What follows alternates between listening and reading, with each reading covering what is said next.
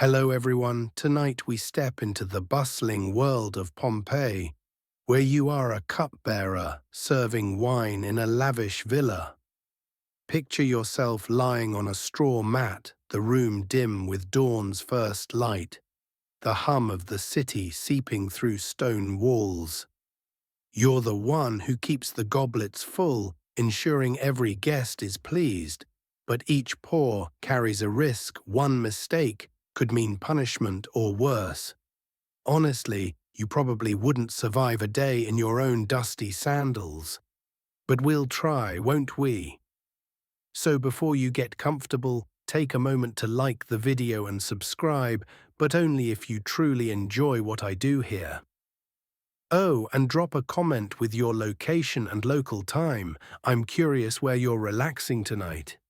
Now turn off the lights, maybe switch on a fan for some gentle white noise, and let's step into tonight's journey together. You stir gently on a straw mat, its dry fibers rustling softly beneath you, the coarse texture prickling through the thin linen tunic you wear. The air in the servants' quarters is cool, heavy, with the damp scent of stone and the faint musk of oil lamps that burned out hours ago. Your eyes adjust to the dimness, catching slivers of dawn creeping through a narrow window high on the wall, its light painting the rough plaster in soft greys and golds.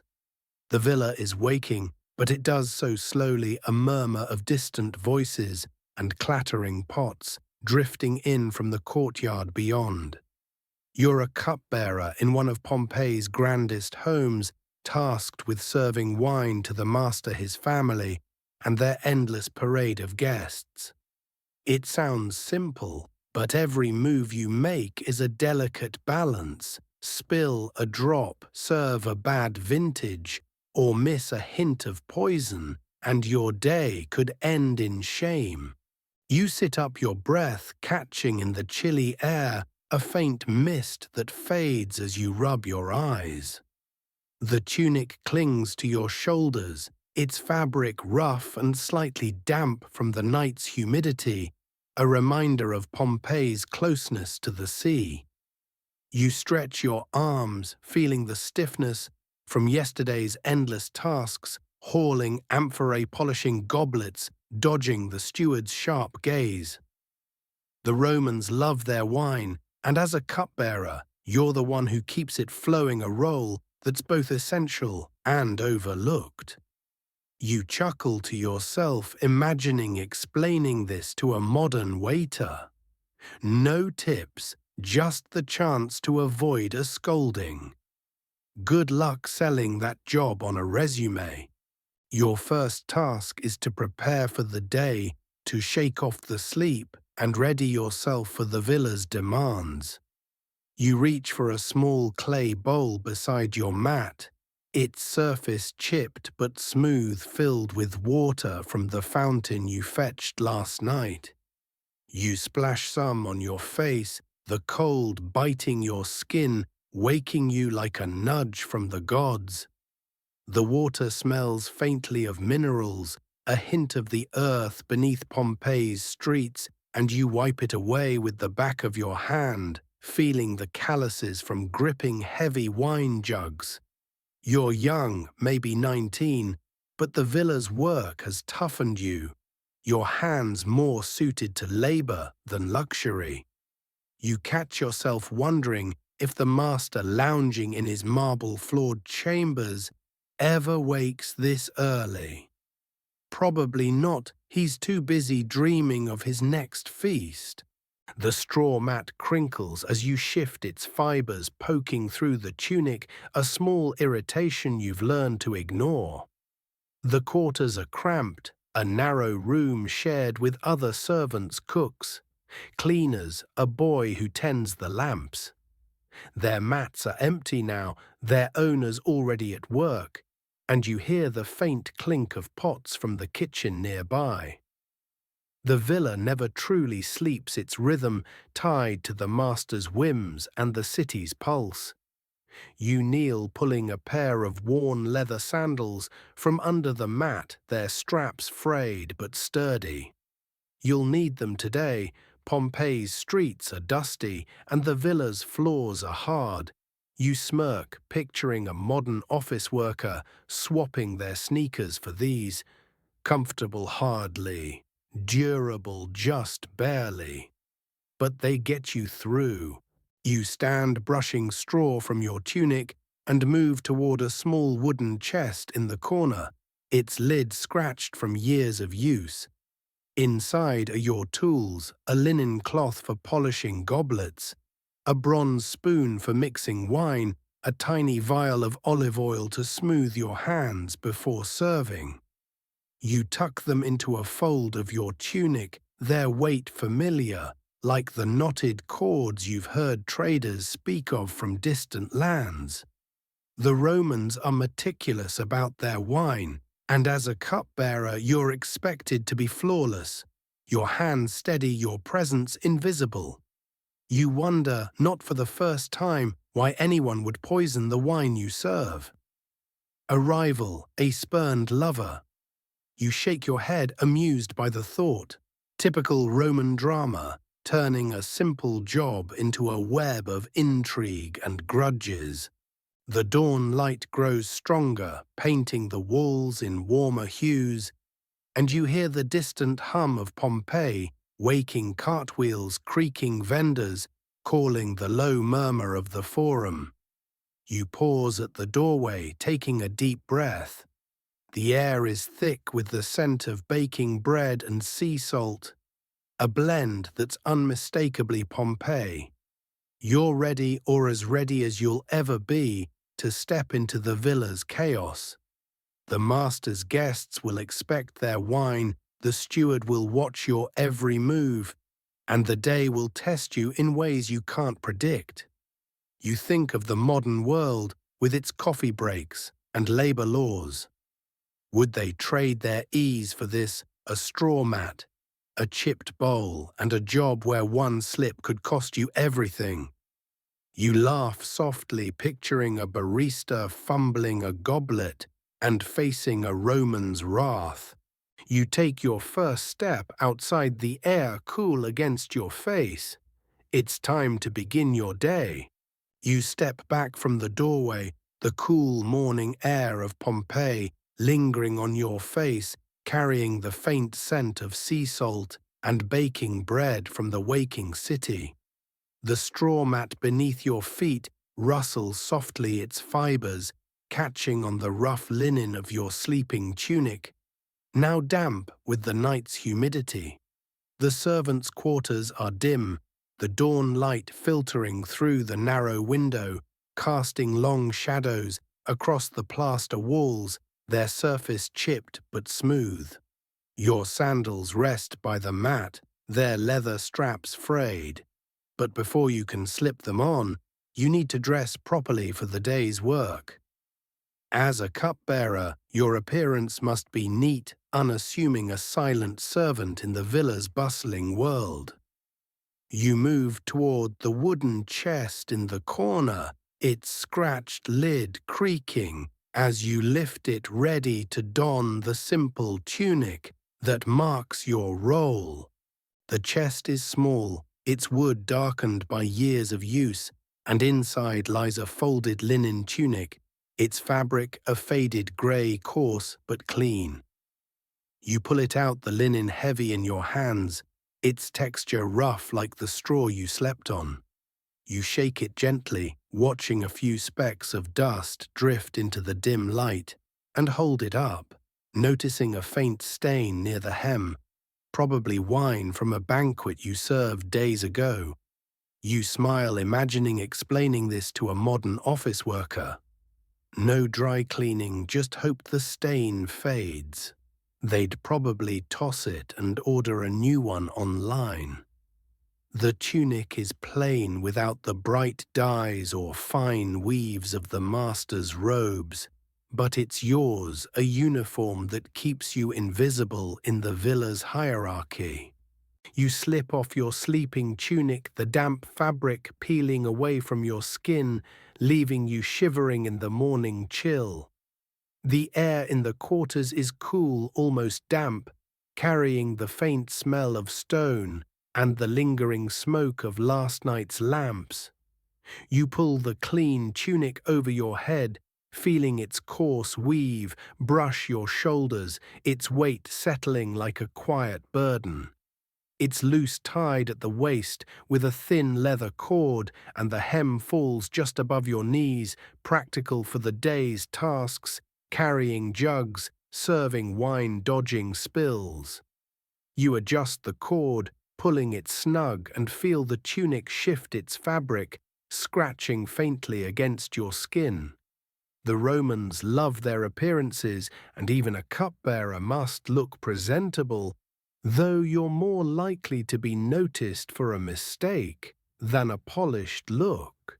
You kneel to retrieve your sandals from under the mat, their leather straps stiff from the cold. They're simple with soles worn thin from Pompeii's dusty streets, but they'll carry you through another day. You lace them slowly, looping the straps around your ankles, feeling the leather bite into your skin where it's rubbed raw before.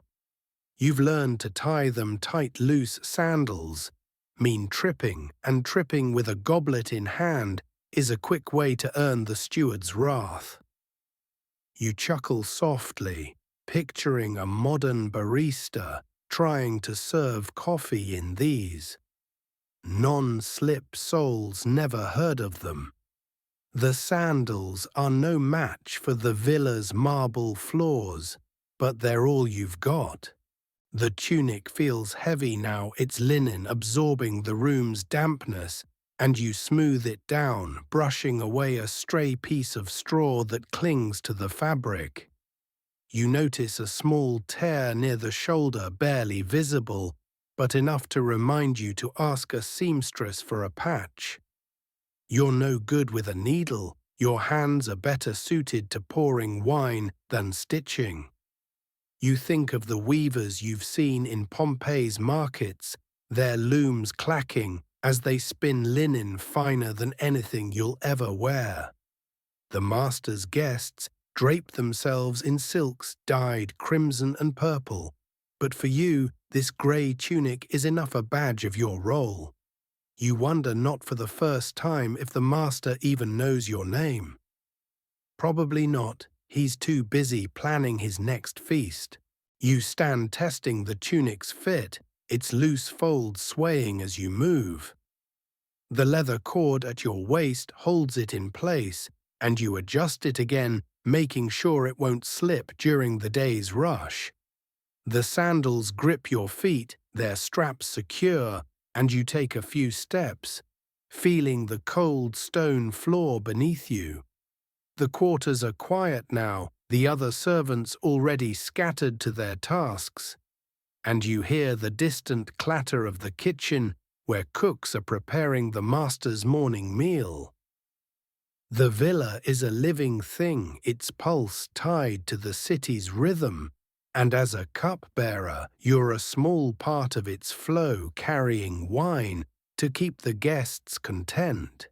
You move back to the chest, tucking the sleeping tunic inside its damp fabric, folded neatly despite its roughness.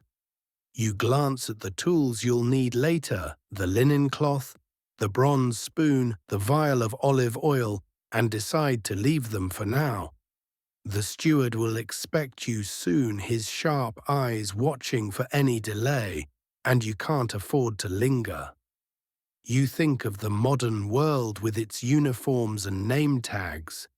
Would they trade their pressed shirts for this, a coarse tunic, a leather cord, and a job where you're only noticed when you falter?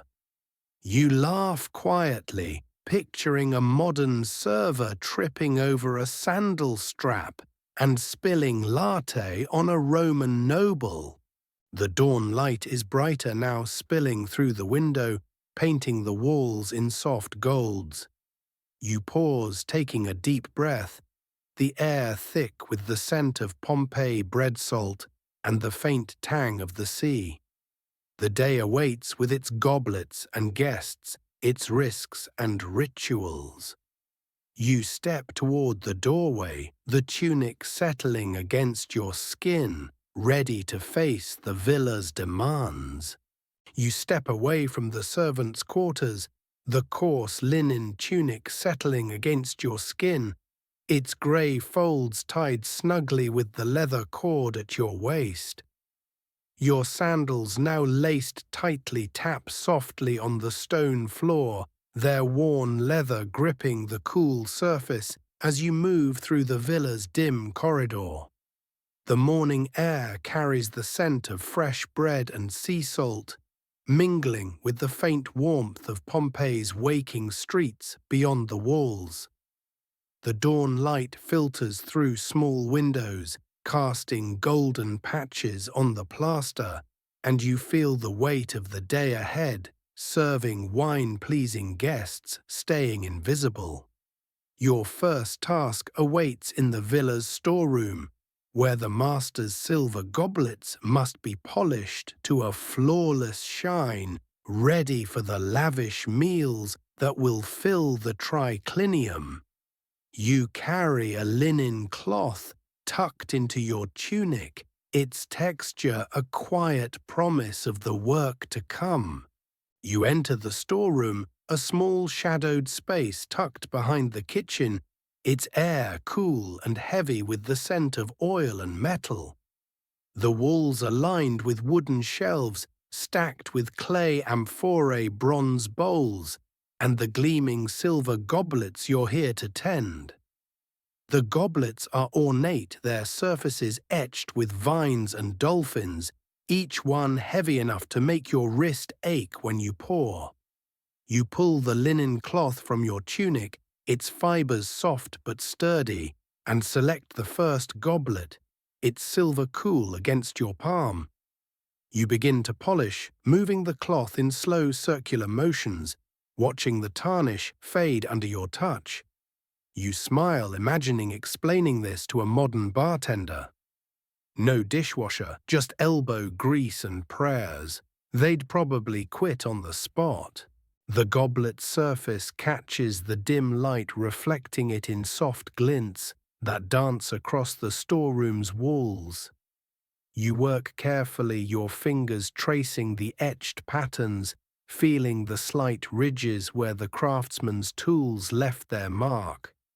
The Romans loved their luxury, and these goblets are a status symbol, proof of the master's wealth and taste. You've heard the steward boast about their cost, claiming one could buy a small farm. You're not sure if that's true, but you know a single scratch could earn you a tongue lashing or worse. You chuckle softly, picturing a modern collector freaking out over a smudge on their fancy glassware. Handle with care doesn't begin to cover it here. You move to the next goblet, its handle shaped like a leaping fish, and notice a stubborn spot of tarnish near the rim.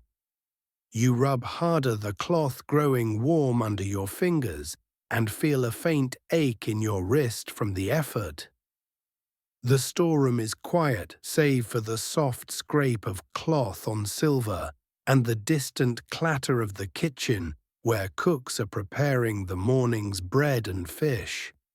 You catch a whiff of garlic and rosemary, a reminder of the feasts you'll serve later, and your stomach rumbles, though you won't eat until the servant's meal at midday. The goblets must be perfect first, each one a silent demand for precision, in a roll that leaves no room for error. The silver gleams now, its surface smooth and bright, and you hold the goblet up, turning it slowly to check for missed spots. It's heavier than it looks, its weight a constant challenge when you're weaving through a crowded triclinium. You've spilled wine before, not much, just a drop, but enough to make the steward's eyes narrow. You've learned to grip the goblet tightly, your hands steady despite their calluses. You think of the guests who'll drink from these cups today.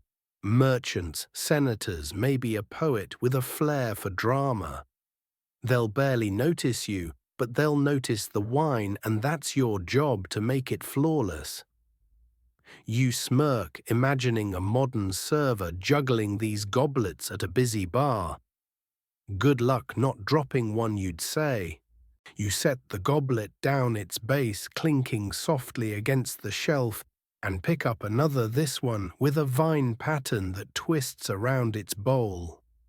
The cloth moves in slow circles, the tarnish giving way to a mirror-like shine. You notice a faint dent near the handle, barely visible, probably from a clumsy guest at a past banquet. You've heard stories of goblets being thrown in anger, though you've never seen it yourself. The Romans are passionate, their feasts, a mix of laughter and tempers, and as a cupbearer, you're caught in the middle pouring wine to soothe or fuel their moods. Historians still debate whether cupbearers in Pompeii were trusted servants or expendable pawns, but you don't care much for the debate. You just know the goblets need to shine, or the steward's wrath will find you. The storeroom's air is cool, but your hands are warm now, the cloth slightly damp from your effort. You pause to stretch your fingers, feeling the stiffness from gripping the goblets, and glance at the shelves around you. The amphorae are sealed with wax, their clay surfaces etched with the names of distant vineyards. Falernian Cacuban wines you'll never taste beyond a cautious sip to check for poison. You think of the modern world with its wine lists and tasting menus. Would they trade their choices for this polishing silver serving strangers, hoping not to offend? You laugh quietly, picturing a sommelier scrubbing goblets instead of swirling glasses. You finish the last goblet, its silver glowing like a small moon, and arrange them neatly on the shelf, their handles aligned just as the steward expects. The storeroom is still the firelight from the kitchen, casting a faint glow through the doorway, and you feel a quiet satisfaction, like a task well done in a world that rarely notices. The day is just beginning with its feasts and demands, and you're ready to step into it. The linen cloth tucked back into your tunic, the goblets gleaming behind you. You step out of the storeroom, the polished silver goblets gleaming faintly behind you, their shine a silent promise of the feasts to come. The coarse linen tunic shifts against your skin, its grey folds tied snugly with the leather cord at your waist, and your sandals tap softly on the villa's stone floor, their worn straps gripping your feet. The morning light spills through the corridor warm and golden, carrying the scent of fresh bread and sea salt from Pompeii's bustling streets. The villa hums with activity cooks shouting in the kitchen, a broom sweeping in the courtyard. But your next task pulls you beyond its walls. You need water clean and cool to mix with the master's wine, and that means a trip to the public fountain. You grab a clay jug from a shelf, its weight familiar in your hands, and head toward the villa's gate, ready to face the city's crowded chaos. The jug is heavy, its clay smooth but chipped at the rim, etched with a simple wave pattern that's faded from years of use. You sling it over your shoulder, the leather strap biting into your skin, and step into the street, the air warm and thick, with the smells of Pompeii roasted fish dust and the faint tang of the nearby sea. The streets are alive, a tangle of merchants hawking breadwomen, carrying baskets of figs, and children darting underfoot, their laughter sharp against the clatter of cartwheels. You weave through the crowd, your sandals kicking up small clouds of dust, careful not to jostle the jug. You smile, imagining explaining this to a modern delivery worker. No tap, just dodge a mob to get water.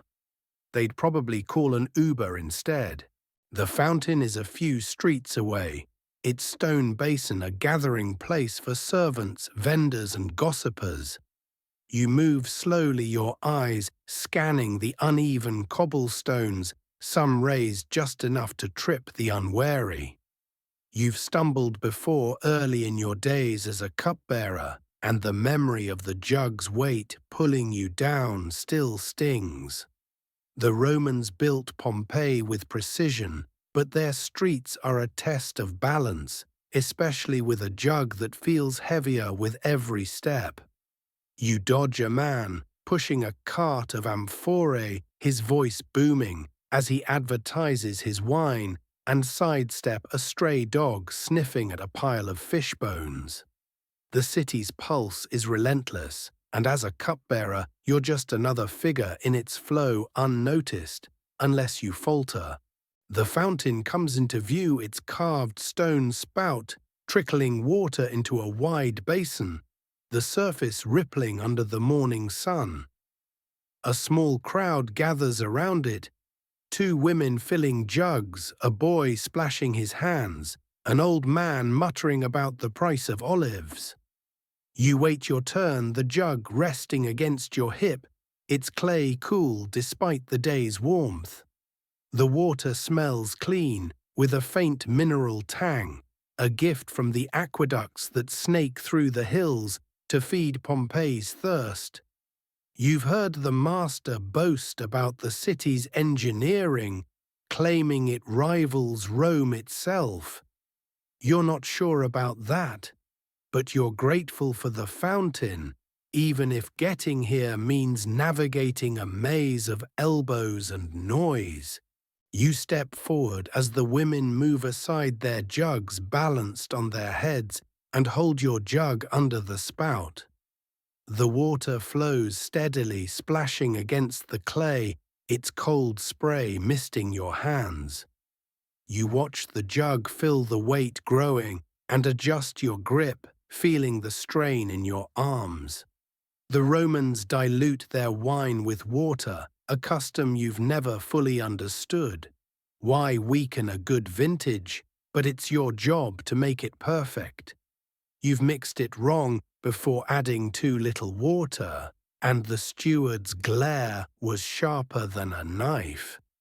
You chuckle softly, picturing a modern mixologist messing up a cocktail order. Too strong. Sorry, try not to fire me. The jug is nearly full now, its surface gleaming with droplets, and you lift it carefully, the leather strap cutting into your shoulder.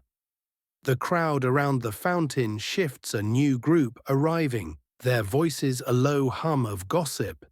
Something about a gladiator's victory, or a merchant's bad debts. You listen, not joining in, letting their words wash over you like the water in the basin.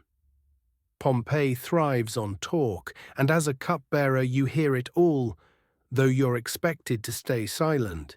You think of the modern world, with its social media and news feeds.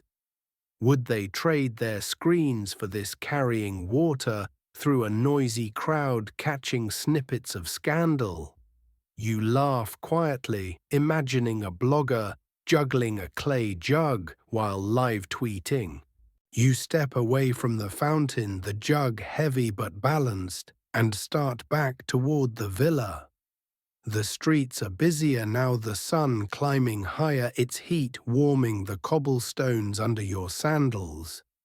You dodge a woman carrying a basket of laundry, her voice sharp, as she scolds a child trailing behind, and skirt around a pile of broken pottery, probably dropped by a careless vendor.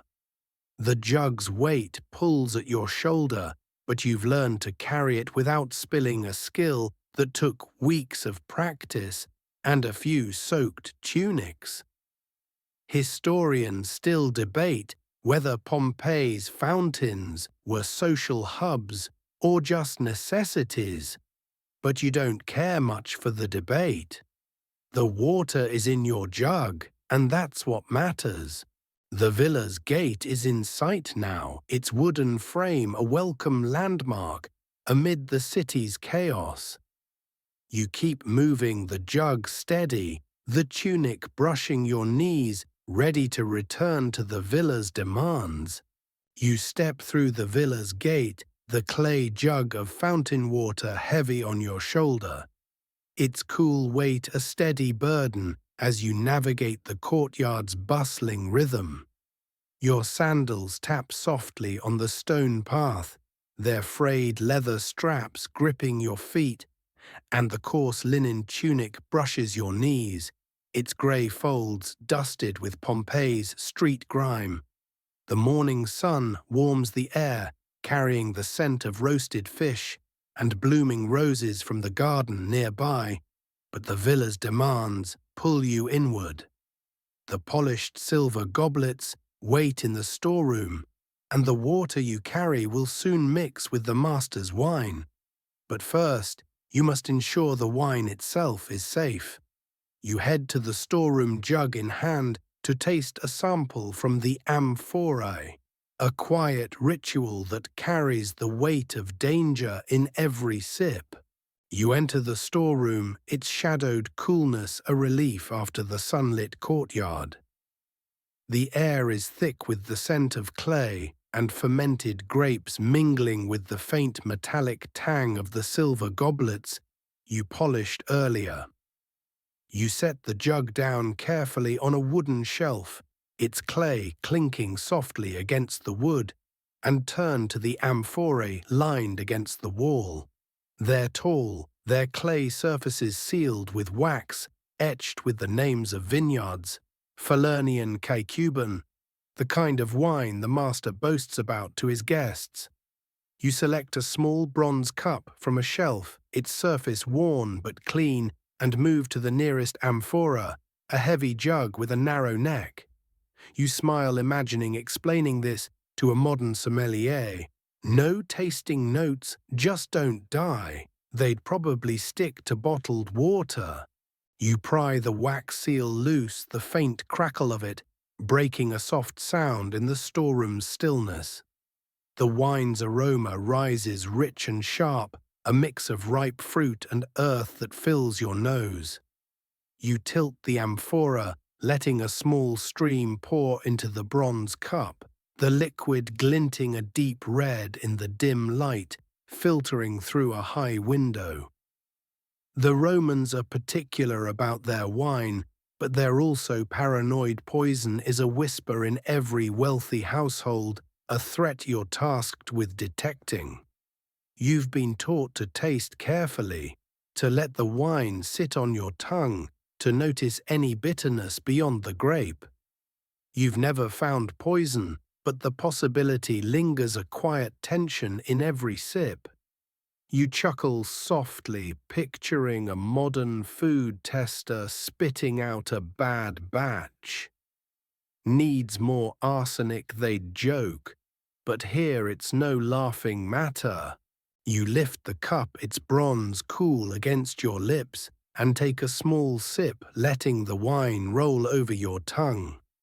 It's strong tart, with a warmth that spreads through your chest, but there's no strange aftertaste, no burn that shouldn't be there.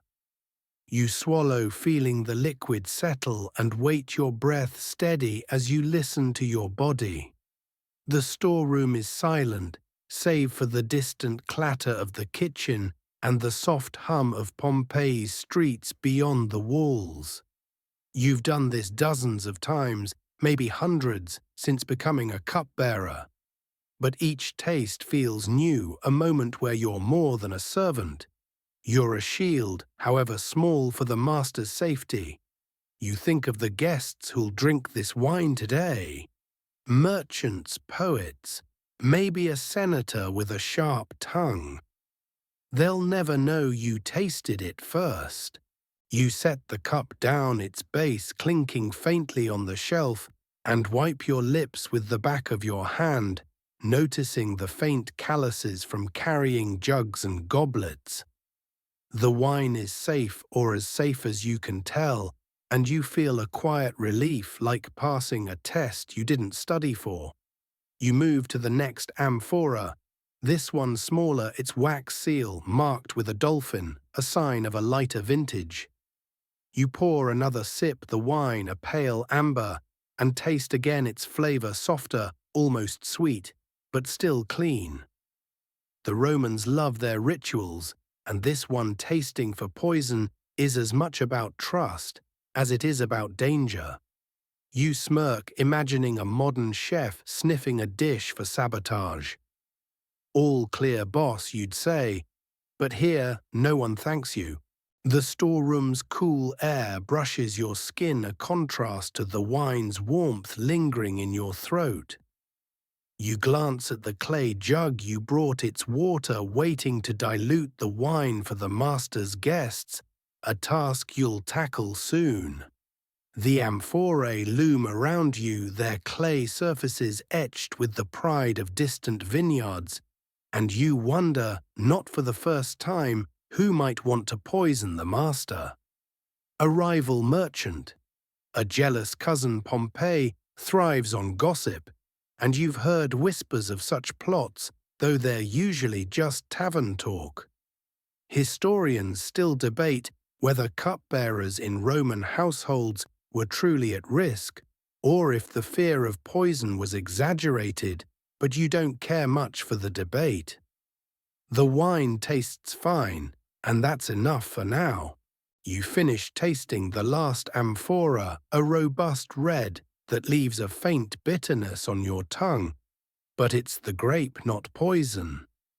You rinse the bronze cup with a splash of water from your jug, watching the droplets bead on its surface, and tuck it back on the shelf. The storeroom is still, the firelight from the kitchen casting a faint glow through the doorway, and you feel a quiet satisfaction, like a small victory in a day full of demands. The villa awaits with its feasts and guests, and you're ready to step back into its rhythm. The wine safe, the goblets polished, the jug waiting beside you. You step out of the storeroom, the bronze cup now rinsed and shelved, the clay jug of fountain water resting beside the gleaming silver goblets you polished earlier. Your coarse linen tunic brushes your knees, its grey folds tied snugly with the leather cord, and your sandals tap softly on the villa's stone floor, their frayed straps steady despite the morning's tasks. The air carries the warm scent of roasted fish and rosemary from the kitchen, mingling with the faint sea salt breeze drifting through Pompeii's open courtyard. The wine you tasted is safe, its rich flavors lingering on your tongue, but now it's time to serve it. The master's morning banquet is underway in the triclinium, and you must pour wine for the guests, navigating the noisy room with a cupbearer's careful grace. You lift a silver goblet and a small amphora of diluted wine, its clay cool in your hands, and head toward the heart of the villa. The triclinium is a grand room, its walls painted with vivid frescoes of grapevines and dancing nymphs, the colors bright even in the soft morning light streaming through a high window. 3 low couches draped in crimson and saffron cushions form a U-shape around a mosaic table, its tiles depicting a leaping dolphin. The guests, 5 men, merchants by their gold rings and booming voices, recline on the couches, their tunics loose, their laughter filling the air. The table is laden with plates of olives, bread, and grilled fish, the scents weaving through the room rich and warm. You step in quietly, your sandals silent on the mosaic floor, the goblet and amphora steady in your hands. You smile, imagining explaining this to a modern waiter. No order pad, just don't spill on the togas. They'd probably run back to their coffee shop. You approach the nearest guest, a stout man with a beard flecked with grey, his hand waving as he tells a story about a shipwrecked cargo of amphorae. You kneel slightly holding the goblet out and pour the wine from the amphora, the deep red liquid catching the light as it flows. The wine is diluted, as the Romans prefer. Mixed with the water you fetched earlier, its flavour softened but still bold. You're careful, your wrist steady, knowing a single drop on the couch would draw the steward's glare from across the room. The guest barely notices you, his eyes on his friend. But he takes the goblet, sipping without a word. You move to the next, a younger man with a sharp laugh, and repeat the process, the amphora's weight shifting as it empties. The triclinium is noisy, the guests' voices rising over the clink of plates and the soft strum of a lyre played by a servant in the corner. You weave between the couches, your tunic brushing the cushions, your sandals navigating the mosaic's uneven tiles. The Romans love their banquets, even in the morning, a chance to talk business or boast about their wealth. You've served dozens of these meals, but each one feels like a test pour too slowly, and you're scolded. Pour too fast, and you spill.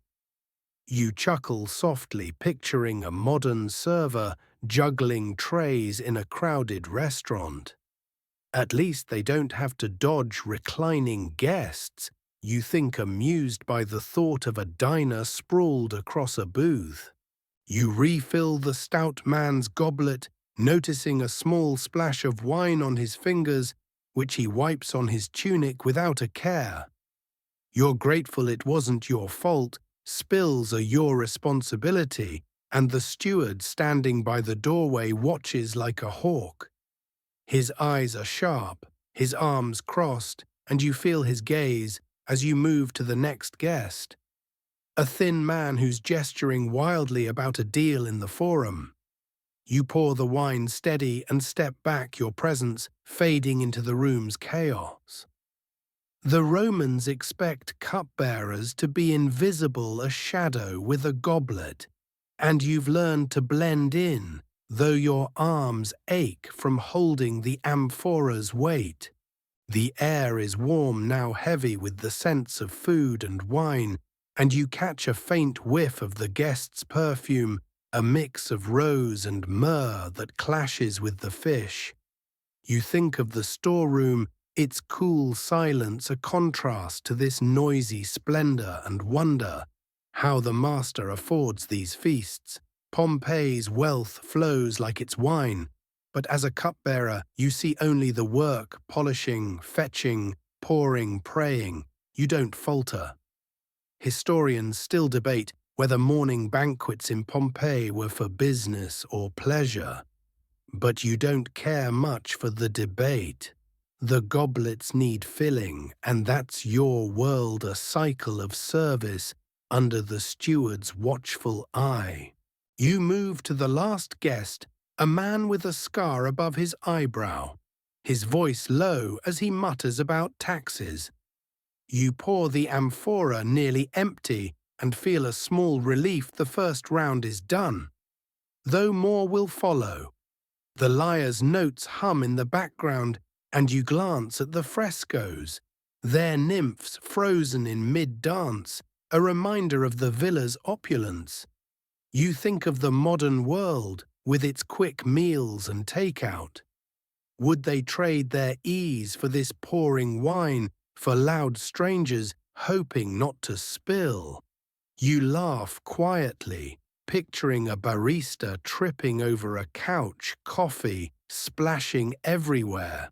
The triclinium's noise wraps around you, but you're ready to slip back to the storeroom, the amphora light in your hands. The banquet's demands far from over. You slip away from the triclinium, the silver goblet, and now empty amphora cradled in your arms, their cool surfaces a quiet contrast to the banquet's noisy warmth. Your coarse linen tunic brushes your knees, its grey folds slightly damp from the morning's work, and your sandals tap softly on the villa's stone corridor, their frayed leather straps steady despite the bustling pace. The scents of grilled fish and rose perfume linger in your nose, mingling with the faint sea breeze, drifting through the open courtyard. The morning banquet continues behind you, the guests' laughter and the lyre's hum fading as you move toward the storeroom. But a sharp voice stops you. The steward, his eyes narrowed, pointing to a dark stain on the triclinium's mosaic floor. Wine spilled by a careless guest, now your responsibility to clean. You set the goblet and amphora down and grab a linen rag ready to scrub under the steward's watchful gaze. You return to the triclinium, the rag clutched in your hand, its fibers worn but soft from countless uses.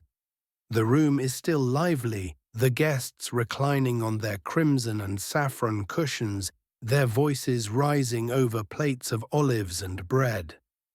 The mosaic floor gleams under the morning light, its tiles forming an intricate pattern of dolphins and vines.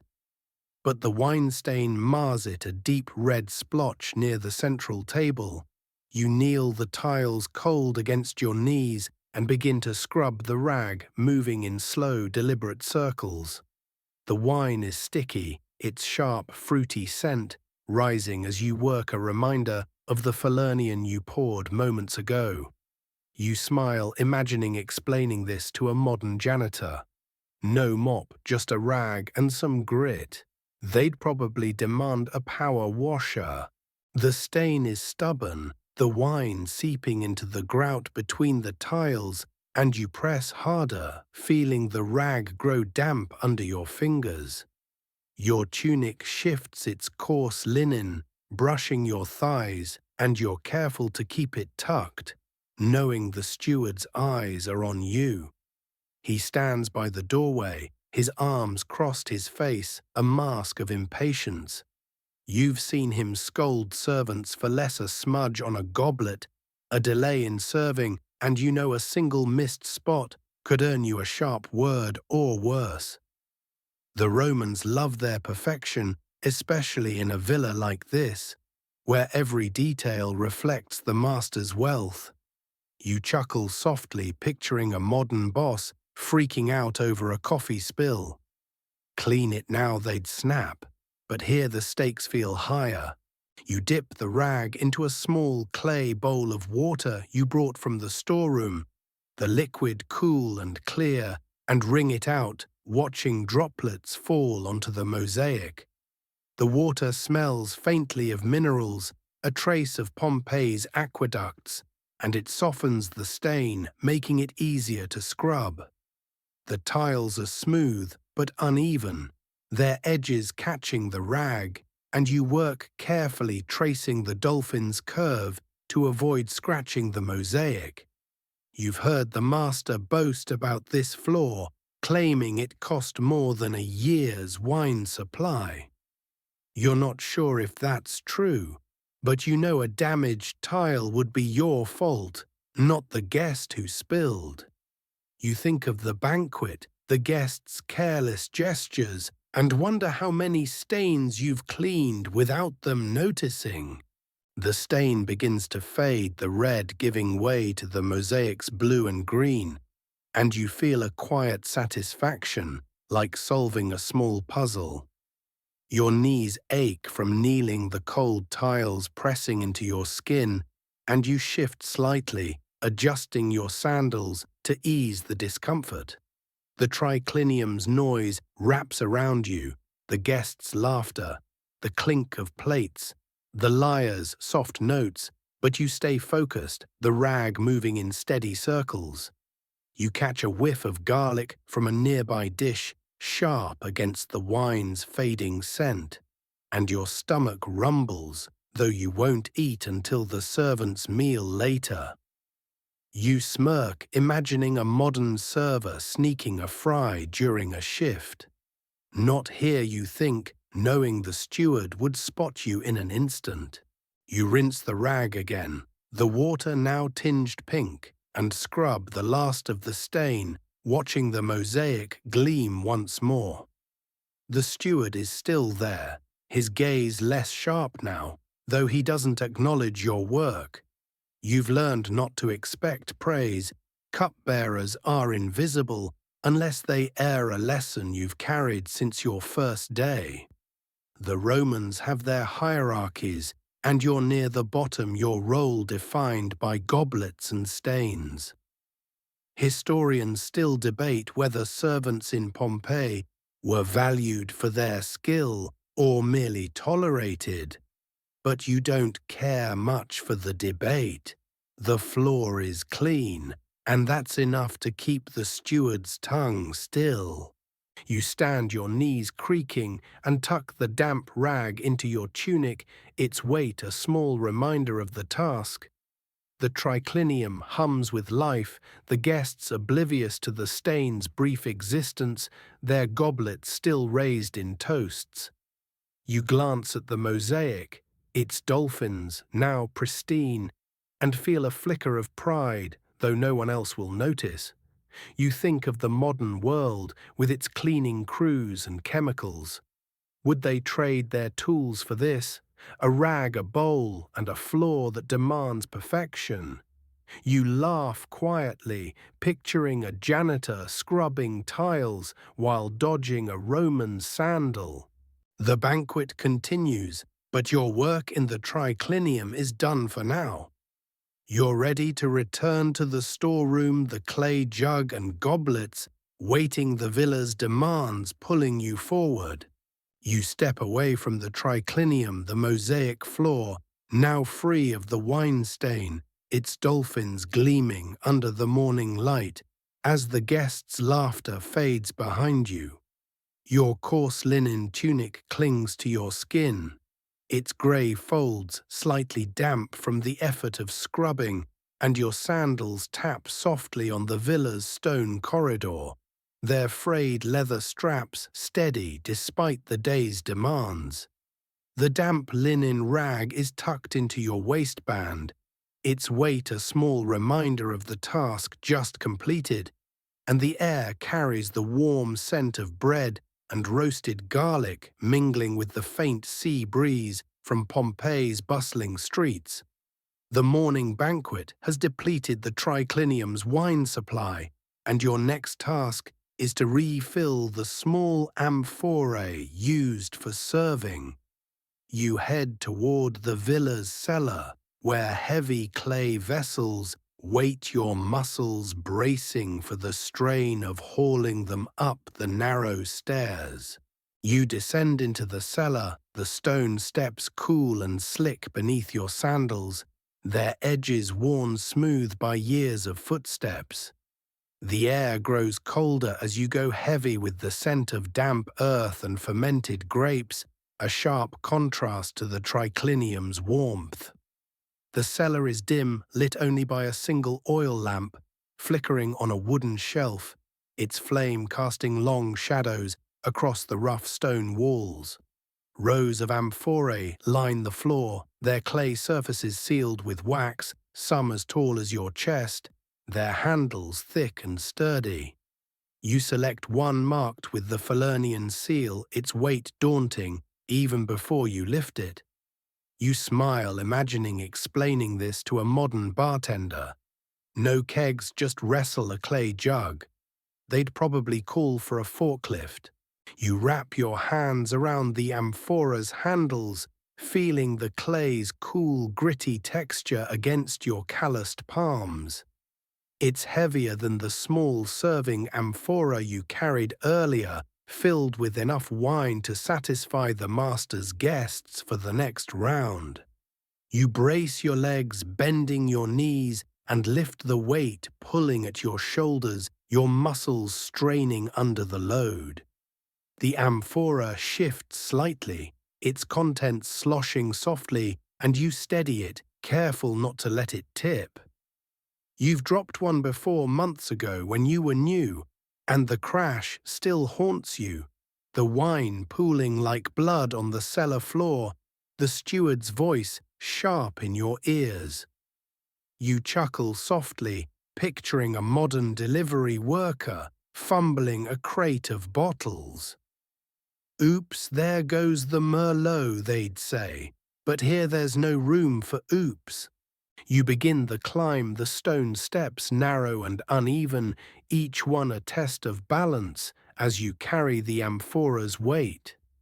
Your sandals grip the stone, but the leather straps bite into your feet, a reminder of their frayed edges.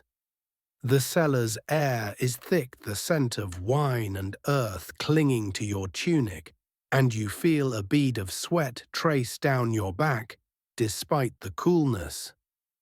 The Romans love their wine, importing it from vineyards across the empire, and this cellar is a treasure trove, each amphora a piece of the master's wealth. You've heard him boast about his Falernian, claiming it's the finest in Pompeii, though you've only tasted it to check for poison. You think of the triclinium's guests, their goblets, raised unaware of the effort it takes to keep them filled. You reach the top of the stairs, your arms aching, the amphora's weight a constant pull. You pause in the corridor, setting the vessel down with a soft thud, its clay base scraping the stone floor. The light is brighter here, filtering through a nearby window, and you catch your breath, the air warm with the scent of olive oil and herbs from the kitchen. You wipe your brow with the back of your hand, noticing the faint calluses from countless amphorae hauled before. The steward is nowhere in sight, a small mercy, and you feel a quiet satisfaction, like a task well done in a world that rarely pauses to notice. You smirk, imagining a modern gym-goer lifting weights for fun. Try hauling wine jugs, you'd say no protein shake included. You move to a smaller serving amphora, waiting in the corridor, its neck narrow, designed for pouring in the triclinium. You tilt the larger amphora, carefully pouring the Falernian into the smaller one, the wine's deep red catching the light as it flows. The sound is soft, a gentle gurgle that fills the quiet, and you watch the level rise, careful not to spill. The Romans dilute their wine, a custom you've grown used to, and you'll mix this with water later, but for now it's about getting the amphora filled. You've overfilled one before the wine sloshing over the rim, and the steward's glare was sharper than a knife. You think of the modern world with its measured pours and bar tabs. Would they trade their ease for this hauling clay, pouring by hand, hoping not to waste a drop? You laugh quietly, picturing a barista spilling espresso and facing a Roman's wrath. The smaller amphora is full now, its wax seal ready to be applied, and you set the larger one back against the wall, its weight no longer yours to bear. The corridor is still, the kitchen's clatter, a distant hum, and you feel the ache in your arms, a reminder of the cellar's demands. Historians still debate whether Pompeii's wine trade was a symbol of wealth or a necessity for its feasts. But you don't care much for the debate. The amphorae are filled, and that's enough to keep the banquet flowing. You glance at the serving amphora, its clay gleaming faintly, and know the triclinium waits its guests ready for more wine, their goblets a silent call to return. You step away from the corridor, the heavy amphora now safely refilled, and set aside its clay surface, gleaming faintly in the villa's morning light.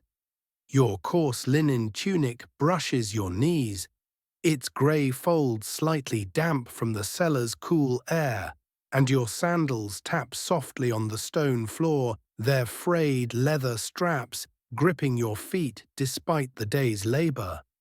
The air carries the rich scent of olive oil and roasted garlic, growing stronger as you near the kitchen where the villa's heart beats with clatter and heat. The triclinium's banquet continues its guests, expecting more than just wine bread. Fresh and warm must accompany their meal. You're tasked with fetching a basket of it from the cooks, a simple errand that pulls you into the kitchen's bustling world, where gossip flows as freely as the wine you pour.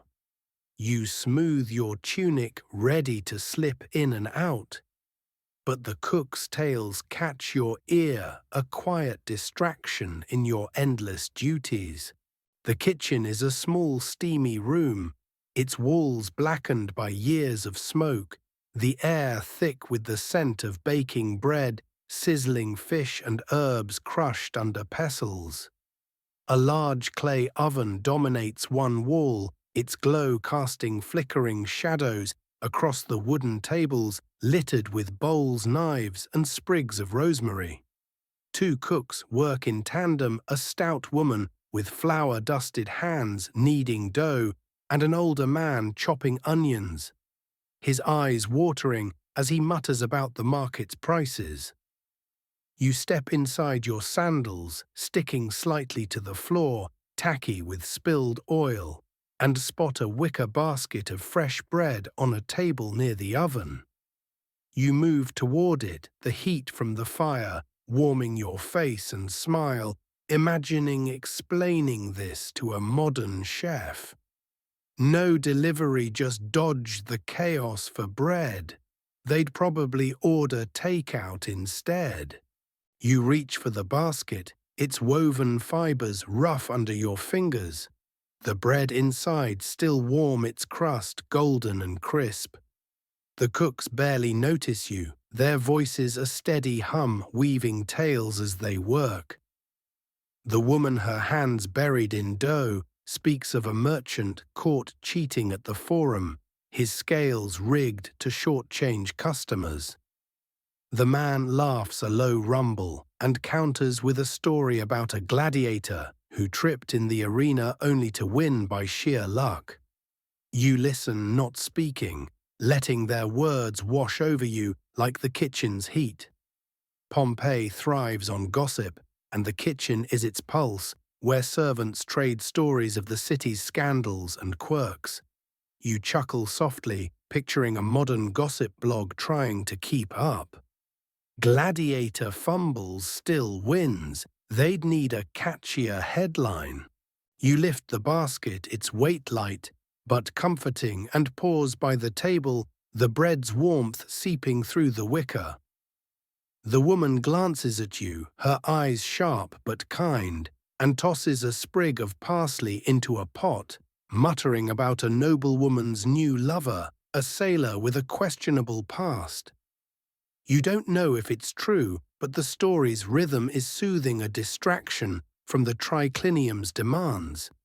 You've heard gossip before, tales of rigged elections, runaway slaves, even whispers of omens from Vesuvius. But you never join in. Cupbearers are meant to be silent, your presence as unremarkable as the bread you carry. You think of the guests in the triclinium, their loud toasts and boasts, unaware of the kitchen's secrets you've overheard. The man chops another onion, the sharp scent stinging your eyes, and you blink, shifting the basket to your hip. He's moved on to a story about a baker who accidentally served stale bread to a senator, only to escape punishment by blaming a stray dog. You grin, amused by the absurdity, and wonder if the cooks embellish for fun, or if Pompeii's dramas are just that wild. The kitchen's heat wraps around you, the oven's glow painting your tunic in soft oranges, and you feel a quiet connection to this space where work and talk flow together. Historians still debate whether Pompeii's kitchens were hubs of culture or just labor, but you don't care much for the debate. The bread is ready, and that's your focus, though. The gossip lingers like a faint perfume.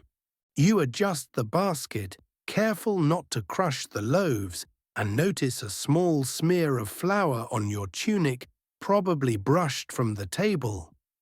You wipe it away, the linen rough against your fingers, and check your sandals, making sure no oil clings to them. The steward would notice a messy appearance, his eyes always searching for flaws, and you've learned to stay neat, even in the kitchen's chaos. You think of the modern world, with its break rooms and water gossip. Would they trade their chats for this fetching bread, amid tales of sailors and gladiators, hoping not to draw attention? You laugh quietly, picturing a barista eavesdropping in a cafe, only to spill coffee from distraction.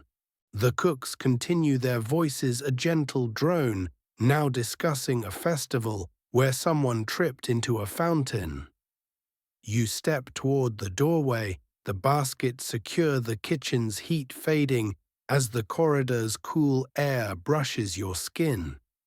The triclinium waits its guests, ready for their bread, their goblets likely empty, calling you back to your duties.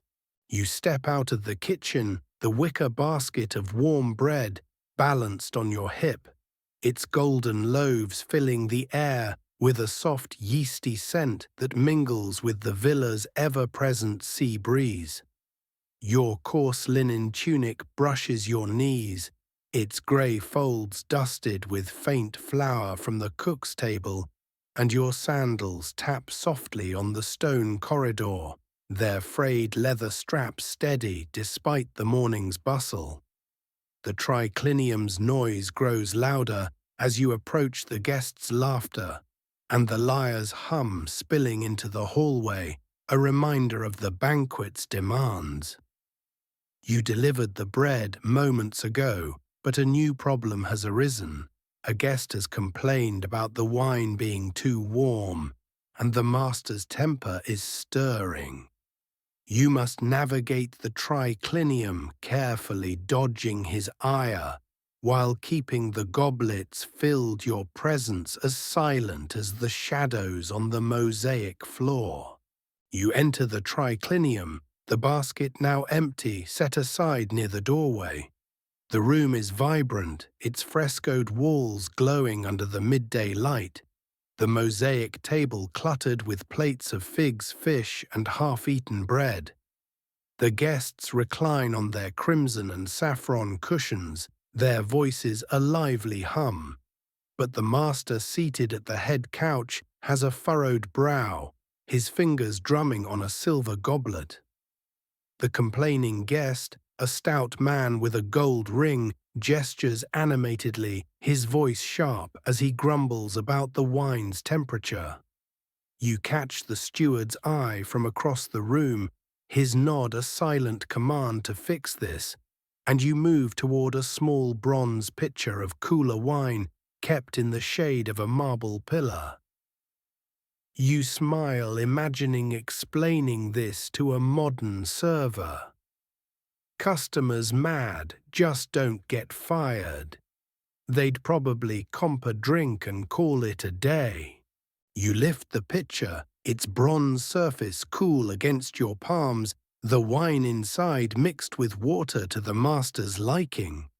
You approach the stout guest, first kneeling slightly to pour the red liquid flowing smoothly into his goblet. Its scent tart and earthy. You're careful, your wrist steady, knowing a spill would only worsen the master's mood. He takes the goblet without looking at you, sipping and nodding, his complaint fading as the cooler wine soothes him. You glance at the master, his eyes still sharp but less focused on you now, and feel a quiet relief, like stepping out of a storm's path.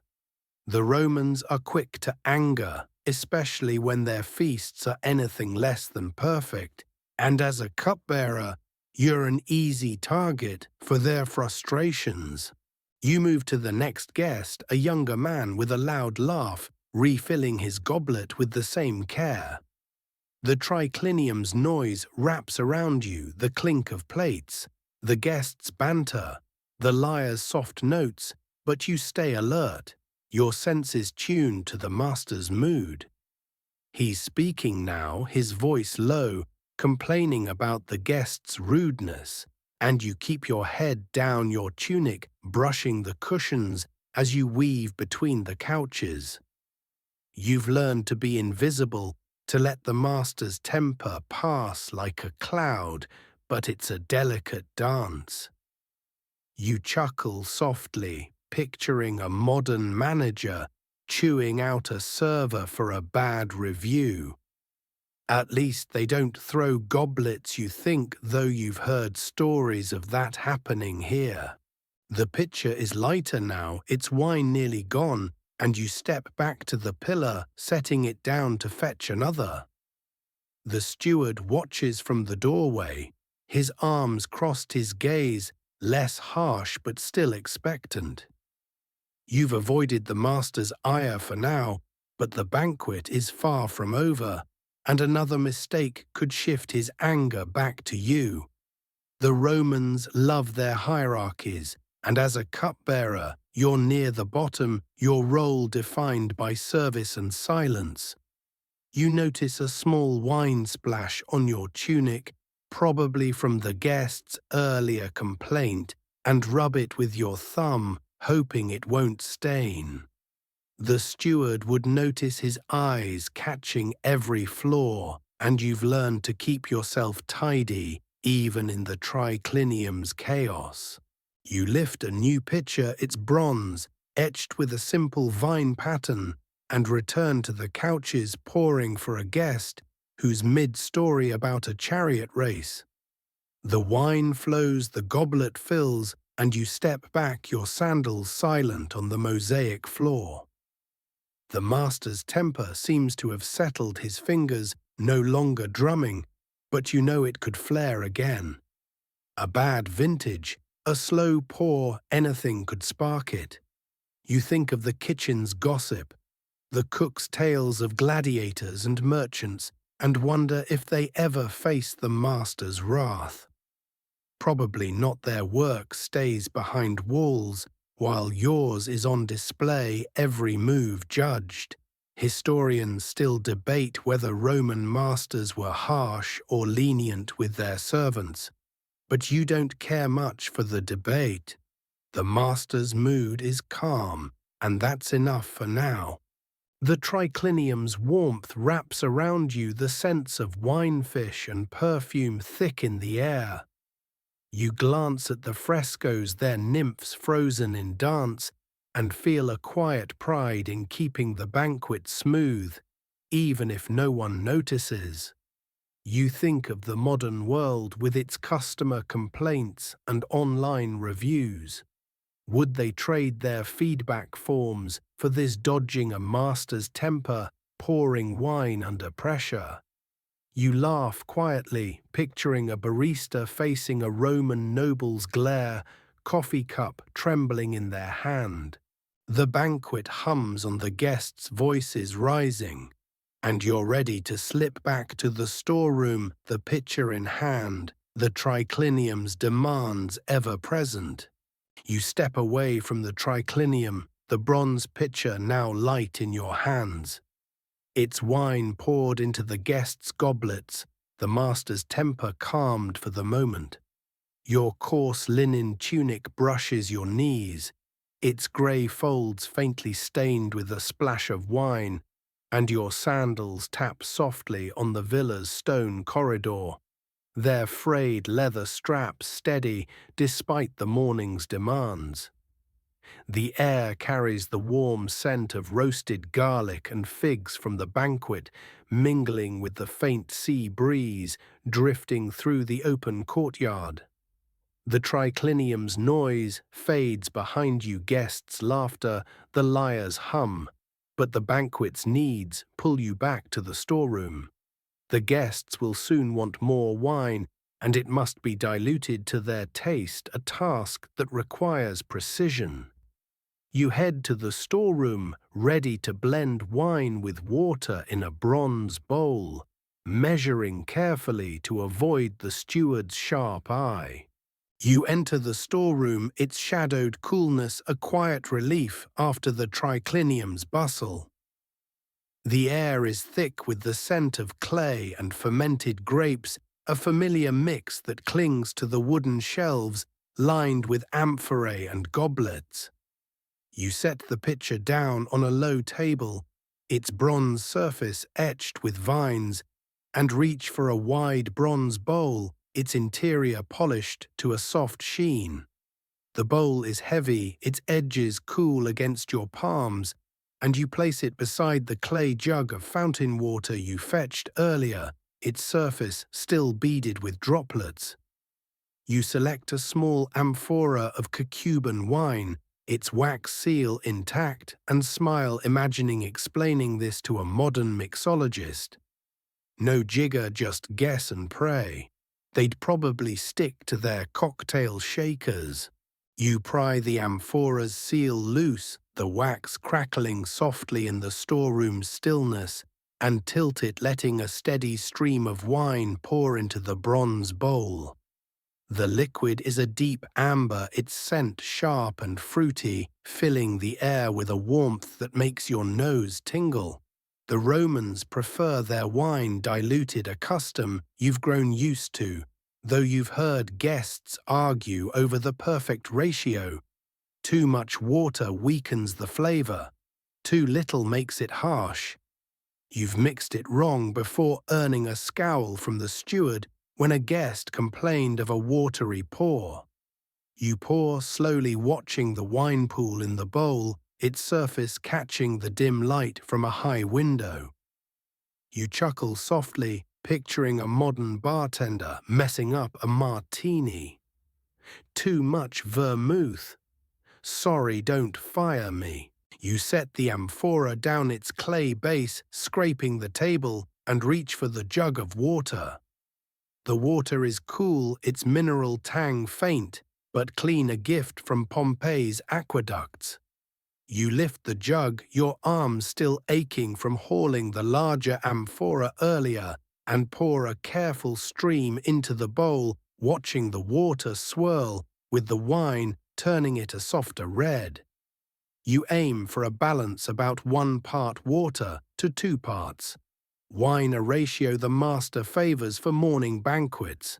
The mixture ripples, its surface settling as you stop pouring, and you stir it gently with a bronze spoon, its handle worn smooth from years of use.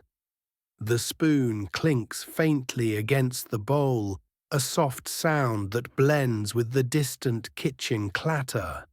You dip the spoon into the mix, lifting a small taste to your lips, the liquid cool and tart on your tongue. It's good, the wine's strength softened, but not lost exactly as the guests expect. You've learned to trust your taste, though you always brace for the steward's judgment. He's sampled your mixes before, his frown sharper than any poison. The Romans take their wine seriously, and as a cupbearer, you're the one who ensures it meets their standards, a role that's both art and burden. You think of the triclinium's guests, their goblets raised, unaware of the care behind each pour. You smirk, imagining a modern sommelier stressing over a wine pairing.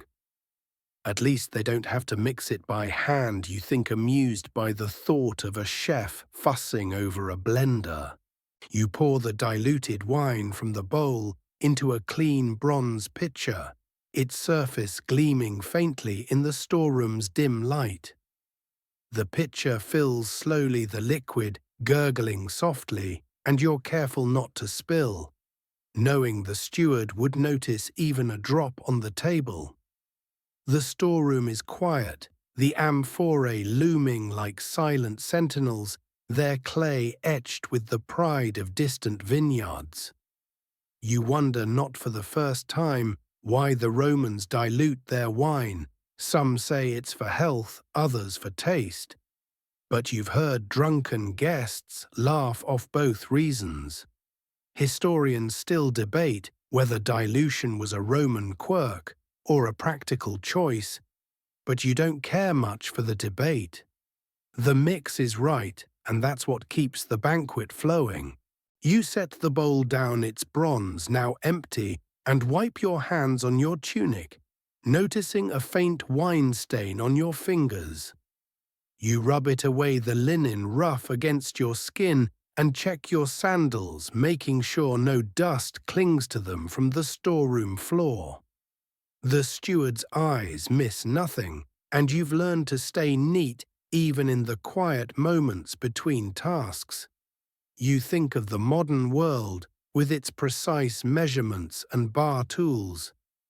Would they trade their gadgets for this a bronze bowl? A steady hand and a mix that could make or break your day. You laugh quietly, picturing a barista fumbling a latte order and facing a Roman noble's glare. The pitcher is ready, its wine perfectly diluted, and you lift it feeling its familiar weight. The triclinium waits its guests, likely calling for more wine, their banquet stretching into the afternoon, ready for you to return with your careful pour. You step out of the storeroom, the bronze pitcher of diluted wine cool in your hands, its freshly mixed contents sloshing softly with each step. Your coarse linen tunic brushes your knees, its grey folds faintly creased from the day's tasks, and your sandals tap gently on the villa's stone corridor, their frayed leather straps steady despite the long hours. The air carries the warm scent of olive oil and roasted lamb from the kitchen, mingling with the faint sea breeze drifting through the courtyard, now dim under the deepening evening sky. The morning banquet has given way to an evening feast, the triclinium alive with torchlight and laughter, and your role as a cupbearer pulls you back to serve wine to the master's guests.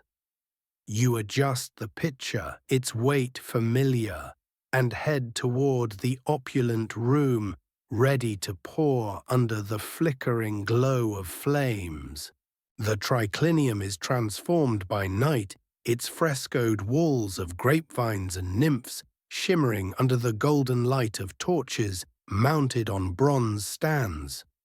The mosaic table gleams, its dolphin tiles reflecting the flames, and the 3 low couches draped in crimson and saffron cushions are filled with new guests, 8 this time, a mix of merchants, a poet, and a visiting noble, their tunics vibrant with dyes of indigo and purple.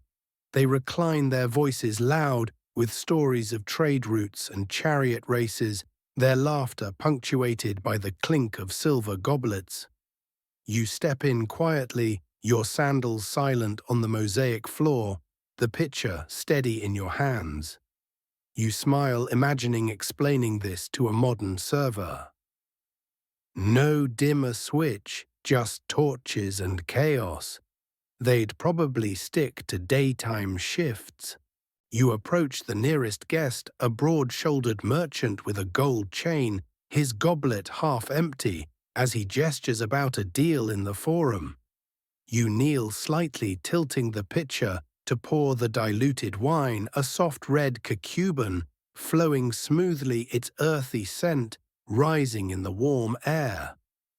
You're careful, your wrist steady, knowing a spill would draw the steward's glare from the doorway, where he stands with crossed arms, his eyes sharp as ever.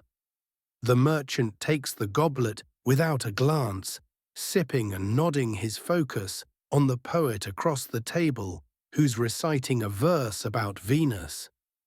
You move to the next guest, A woman in a teal shawl, her laughter bright as she teases the noble about his taste in horses.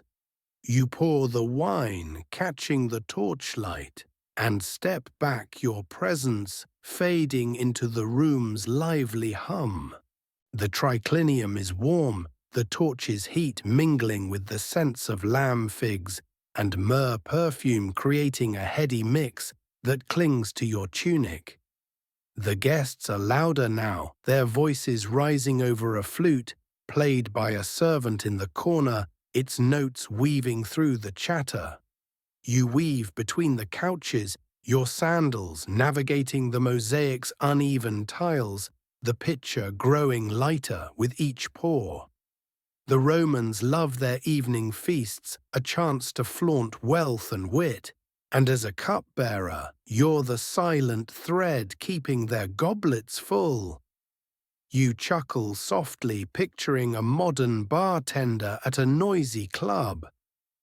At least they don't have to dodge reclining drunks, you think, though you've seen guests here get close. You refill the poet's goblet, noticing a small wine stain on his sleeve, probably from an earlier toast. He doesn't care, his voice soaring as he describes a stormy sea, and you're grateful it's not your spill to clean this time.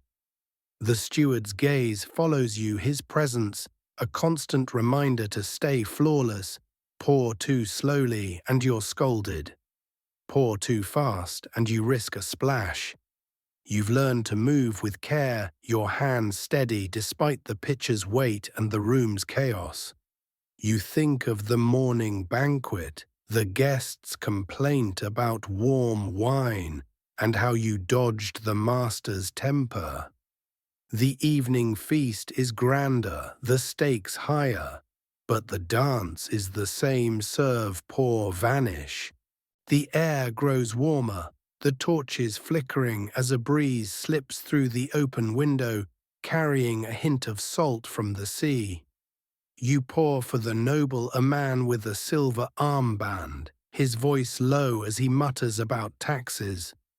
The wine flows, the goblet fills, and you step back, your tunic brushing a cushion, its saffron fabric soft against your skin. The guests are deep in their revelry, their goblets raised in toasts to Jupiter or Prophet, and you feel a quiet pride in keeping the feast smooth, though no one notices your work. You think of the kitchen's gossip, the cook's tales of gladiators and sailors, and wonder what they'd say about this feast. Probably something about the poet's bad rhymes, you muse grinning. Historians still debate whether Roman feasts were about power or pleasure, but you don't care much for the debate. The goblets need filling, and that's your world, a cycle of service under torchlight.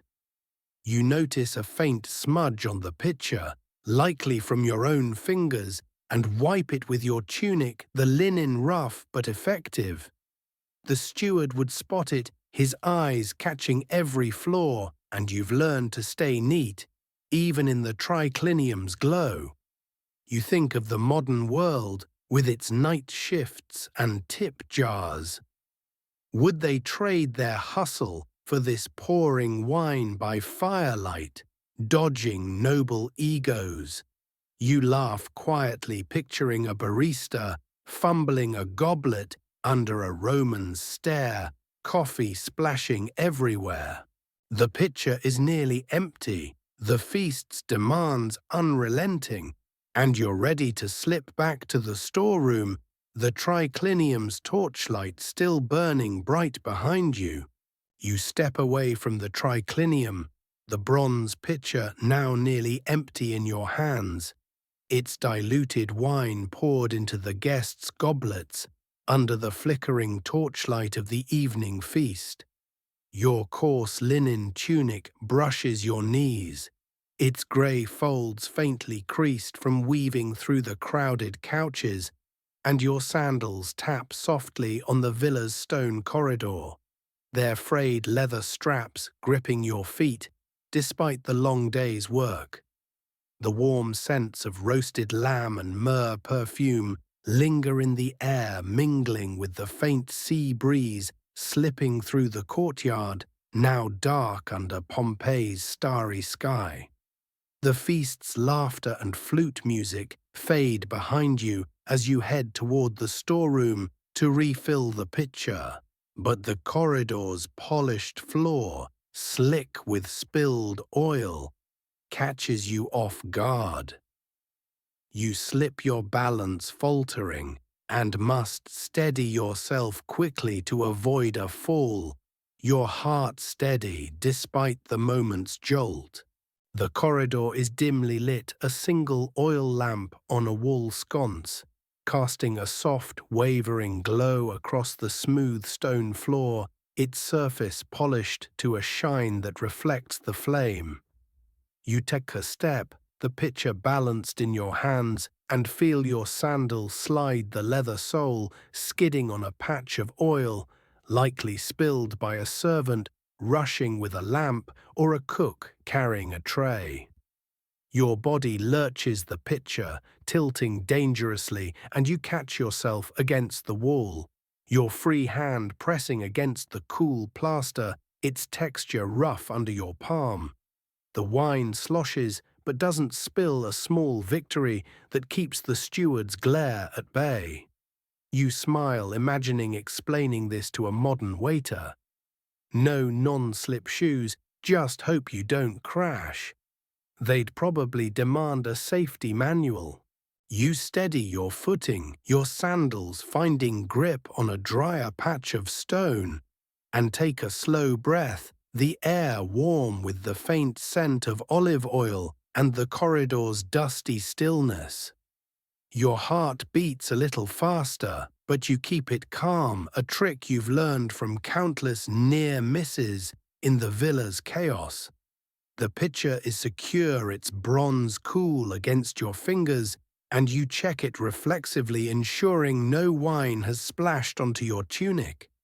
You've fallen before early in your days as a cupbearer, tripping over a triclinium cushion, and the steward's sharp words still echo in your memory.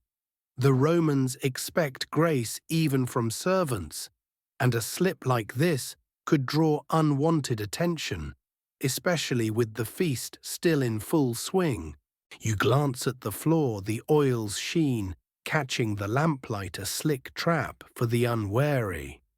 You step around it, your sandals moving carefully, their leather straps creaking faintly with the effort. The corridor is quiet, the triclinium's noise a distant hum, and you feel the villa's pulse servants hurrying, cooks shouting, guests laughing, ebbing around you. You've learned to navigate these floors, polished to impress the master's guests, but treacherous after a busy day. The oil could have come from anywhere, a lamp, a kitchen spill, even a guest's careless gesture, and cleaning it isn't your job, but you make a mental note to warn the next servant. You chuckle softly, picturing a modern janitor with a wet floor sign. Good luck selling that here, you think, amused by the thought of Romans heeding a caution. You adjust the pitcher, its weight lighter now, and continue toward the storeroom, the corridor's shadows shifting with the lamp's flicker. The air is cooler here, away from the triclinium's torch-lit warmth, and you catch a faint whiff of the sea, a reminder of Pompeii's closeness to the coast. Your tunic brushes your legs, its coarse linen slightly damp from the day's sweat, and you feel a faint ache in your arms from carrying amphorae and goblets. The villa demands endurance, and as a cupbearer, you're expected to move without faltering, even when the floor itself betrays you. You think of the evening feast, the guests' loud toasts, and how close you came to disrupting their revelry with a fall. The storeroom's doorway is near its shadowed entrance, promising a moment's quiet before you return to the triclinium's demands. You glance back at the slick patch, its glow a faint warning in the lamplight, and wonder how many servants have slipped there today. The Romans love their opulence, polished floors, silver goblets, endless wine, but they rarely see the effort it takes to maintain it. You've heard the master praise the villa's beauty, claiming it rivals Rome's finest homes, but you doubt he's ever noticed the oil stains or the servants who clean them. Historians still debate whether Pompeii's villas were built for comfort or status, but you don't care much for the debate. The floor is slick, and you've stayed upright, and that's enough for now. You pause at the storeroom's threshold, the pitcher steady in your hands, and check your tunic for any oil smudges, knowing the steward's eyes would catch even a speck. The fabric is clean, a small relief, and you run a hand over your sandals, ensuring no oil clings to their soles. You think of the modern world with its rubber mats and safety rules. Would they trade their precautions for this dodging spills on a stone floor, hoping to stay unnoticed? You laugh quietly, picturing a barista slipping on a cafe floor coffee tray, crashing in a modern panic. The storeroom waits its amphora ready to refill your pitcher, the triclinium's feast, calling you back to your role, the night stretching long and torchlit before you. You step away from the storeroom's threshold, the bronze pitcher now refilled with diluted wine, its cool weight steady in your hands as you navigate the villa's dim corridor. Your coarse linen tunic brushes your knees, its grey folds faintly creased from the day's tasks, and your sandals tap softly on the stone floor, their frayed leather straps gripping tightly after your near slip on the oil-slicked tiles. The air carries the warm scent of roasted lamb and myrrh from the triclinium, mingling with the faint sea breeze drifting through the courtyard where torchlight flickers under Pompeii's starry sky. The evening feast is in full swing, its laughter and flute music growing louder as you approach. But a new challenge awaits a drunken guest. Swaying unsteadily needs guiding to a couch, and you must manage his clumsy grasp without drawing the steward's ire.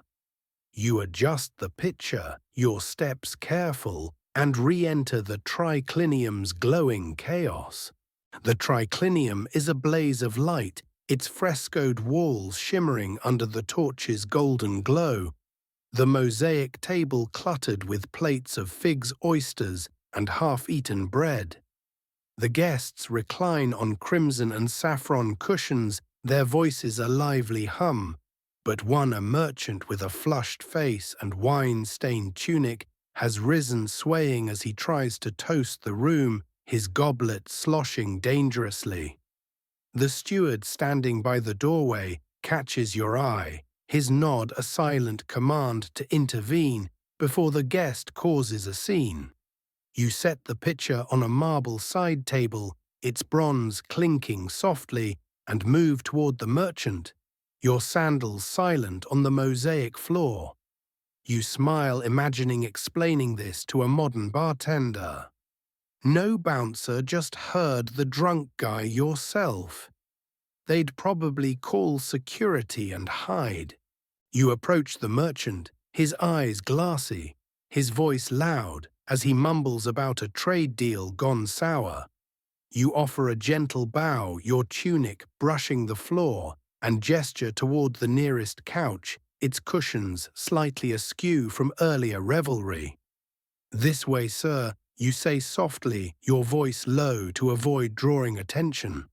He sways his hand, reaching for you, and you sidestep, feeling his fingers graze your arm, clumsy but harmless.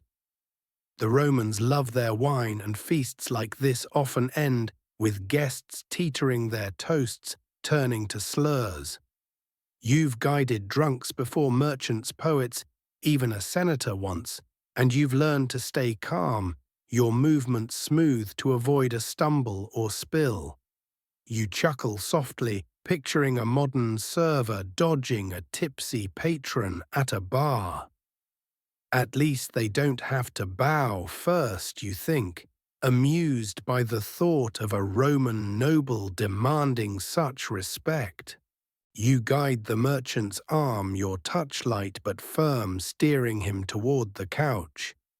His steps are unsteady, his sandals scuffing the mosaic, and you feel the weight of his lean, his wine-soaked breath warm against your shoulder. The triclinium's noise wraps around you, guests laughing, a flute trilling, plates clinking. But you stay focused, your eyes scanning the floor for stray cups or crumbs that could trip him. The steward watches, his arms crossed, his gaze sharp, but not yet critical, and you know a successful escort will keep you in his good graces. You ease the merchant onto the couch, its cushions sinking under his weight, and he slumps back, muttering something about Jupiter's favor. You step away, his grasp no longer a threat, and feel a quiet relief, like dodging a storm's edge. The air is heavy with the scents of wine, oysters, and torch smoke, the triclinium's warmth pressing against your tunic. You adjust it, smoothing a crease, and check your sandals, ensuring no wine clings to their soles from the merchant's sloshing goblet. The guests continue their revelry, the poet now reciting a verse about love, the noble arguing about chariot teams, and you blend back into the room's shadows, your role unnoticed unless you falter. The Romans expect cupbearers to handle such moments with grace, a silent service that keeps the feast flowing. You think of the kitchen's gossip, the cook's tales of gladiators and scandals, and wonder if they've ever wrangled a drunken guest. Probably not. Their work stays behind walls, while yours plays out in torch-lit view. You retrieve the pitcher from the side table, its bronze cool under your fingers, and glance at the merchant now sprawled on the couch, his goblet tilted but empty. You'll refill it later if he's still awake, but for now he's settled a small victory in the feast's chaos. The steward's gaze softens, a rare sign you've done well, and you feel a flicker of pride, though no one else will notice. You think of the modern world, with its designated drivers and closing times. Would they trade their rules for this, guiding drunks by torchlight, hoping not to offend? You laugh quietly, picturing a barista wrestling a tipsy customer to a chair coffee spilling in a modern panic. Historians still debate whether Roman feasts were orderly or chaotic, but you don't care much for the debate.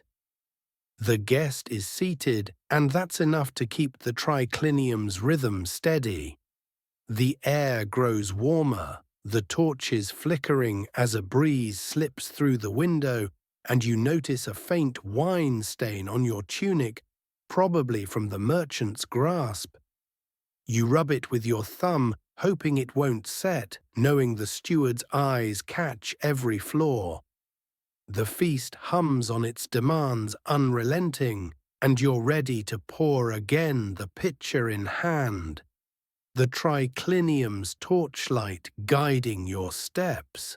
You step away from the triclinium, the bronze pitcher now set aside, its wine poured for the evening feast's guests, the drunken merchant safely settled on his couch.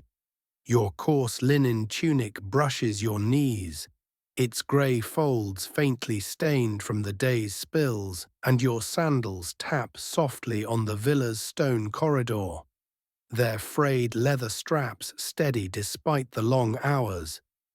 The warm scents of roasted lamb and myrrh linger in the air, but the night breeze carrying a faint sea salt tang cools your skin as you move toward the courtyard. The feast's laughter and flute music fade behind you, the triclinium's torchlight giving way to the soft glow of moonlight. Your next task is to wash the used silver goblets, their surfaces dulled by wine and fingerprints, in a courtyard basin under the stars. You gather a stack of goblets, their weight heavy in your arms, and head outside ready to clean them in the quiet night. The courtyard is a small open space, its stone floor bordered by potted roses and a low marble bench, the moonlight casting silver shadows across the tiles. A wide clay basin sits near the center, filled with water from the villa's cistern, its surface shimmering with reflections of the stars above. You kneel beside it, the tiles cool against your knees, and set the goblets down, their silver clinking, softly each one etched with vines or dolphins, a testament to the master's wealth. You dip a linen cloth into the water, its cold bite shocking your fingers, and begin to wash the first goblet, the cloth gliding over its surface to remove the wine's red film. You smile, imagining explaining this to a modern dishwasher. No machine, just moonlight and elbow grease. They'd probably stick to their kitchen sinks. The water is clear, its mineral scent faint but clean, a trace of Pompeii's aqueducts, and it ripples as you rinse the goblet, the stars' reflections dancing on the surface. You work slowly, your hands moving in gentle circles, feeling the silver's smooth texture under the cloth.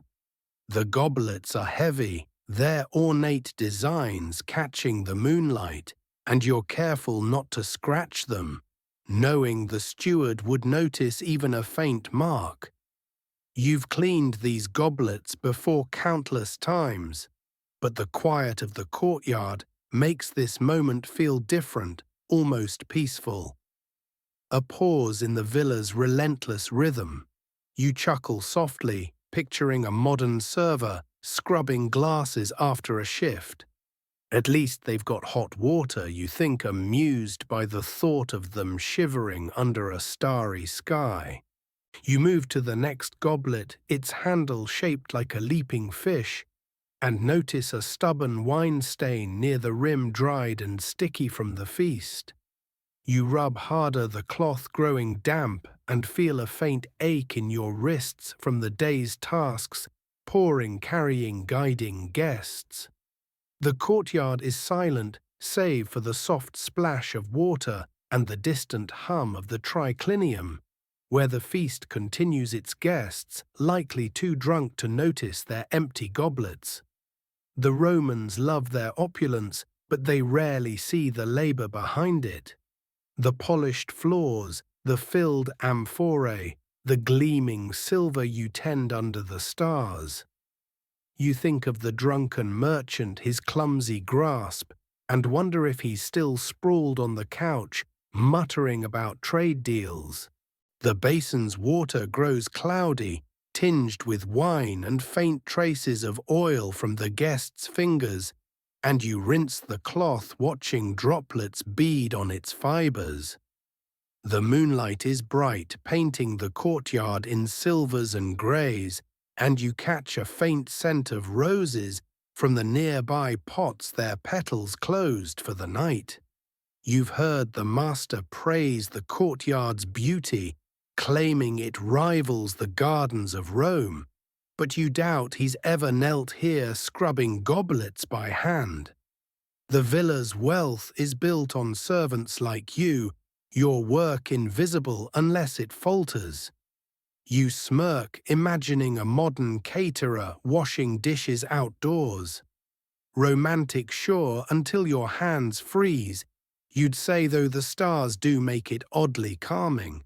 You finish the second goblet, its silver now gleaming like the moon, and set it on the bench, its base clinking softly against the marble. You move to the next, your hands steady despite the cold, the cloth gliding over a vine-etched surface. The Romans are particular about their silver, and as a cupbearer, you're expected to keep it flawless, a task that feels endless after a feast like tonight's. You think of the triclinium's guests, their loud toasts and careless spills, and how they'd never notice the effort behind each clean goblet. Historians still debate whether Pompeii's servants were skilled artisans or mere laborers, but you don't care much for the debate. The goblets are clean, and that's enough to keep the steward's tongue still. The courtyard's silence wraps around you, broken only by the water's gentle splash and the faint rustle of leaves in the breeze. You glance at the stars, their light steady above the villa's walls, and feel a quiet connection to the night, a moment to breathe before the feast's demands pull you back. You think of the modern world with its dishwashers and late-night shifts. Would they trade their machines for this washing silver by moonlight stars as your only company? You laugh quietly, picturing a barista scrubbing glasses under a street lamp, muttering about over time. The last goblet gleams, its surface pristine, and you stack it with the others ready to return to the storeroom, the courtyard's calm lingering as you prepare for the next task. You step away from the courtyard, the stack of freshly washed silver goblets cradled in your arms, their polished surfaces catching the moonlight as you move toward the storeroom. Your coarse linen tunic brushes your knees, its grey folds faintly damp from the basin's water, and your sandals tap softly on the villa's stone tiles, their frayed leather straps steady despite the late hour. The night air is cool, carrying the scent of roses and sea salt, a quiet contrast to the triclinium's lingering warmth of roasted lamb and myrrh. The feast continues its flute music and laughter, a distant hum. But your task of cleaning goblets is done their shine, ready for tomorrow's demands. As you cross the courtyard, a new scent catches your nose. A faint, acrid trace of smoke drifting from the direction of Vesuvius, and you pause, wondering about the distant mountain under the starry sky. You linger in the courtyard, the goblets heavy but secure, their silver cool against your skin. The moonlight bathes the stone tiles in a soft glow, the potted roses casting long shadows, their petals still closed against the night. You tilt your head, breathing deeply. The smoky scent, faint but unmistakable, like a hearth fire left smouldering far away. It's not the villa's smoke, no fires burn here tonight, save the triclinium's torches, and you glance toward the horizon, where Vesuvius looms a dark silhouette against the stars. The mountain is a constant presence in Pompeii, its slopes often shrouded in mist, but this smoky trace is new, a quiet puzzle in the night's calm. You smile, imagining explaining this to a modern environmentalist. Volcano smell. Just another day. They'd probably whip out a pollution monitor.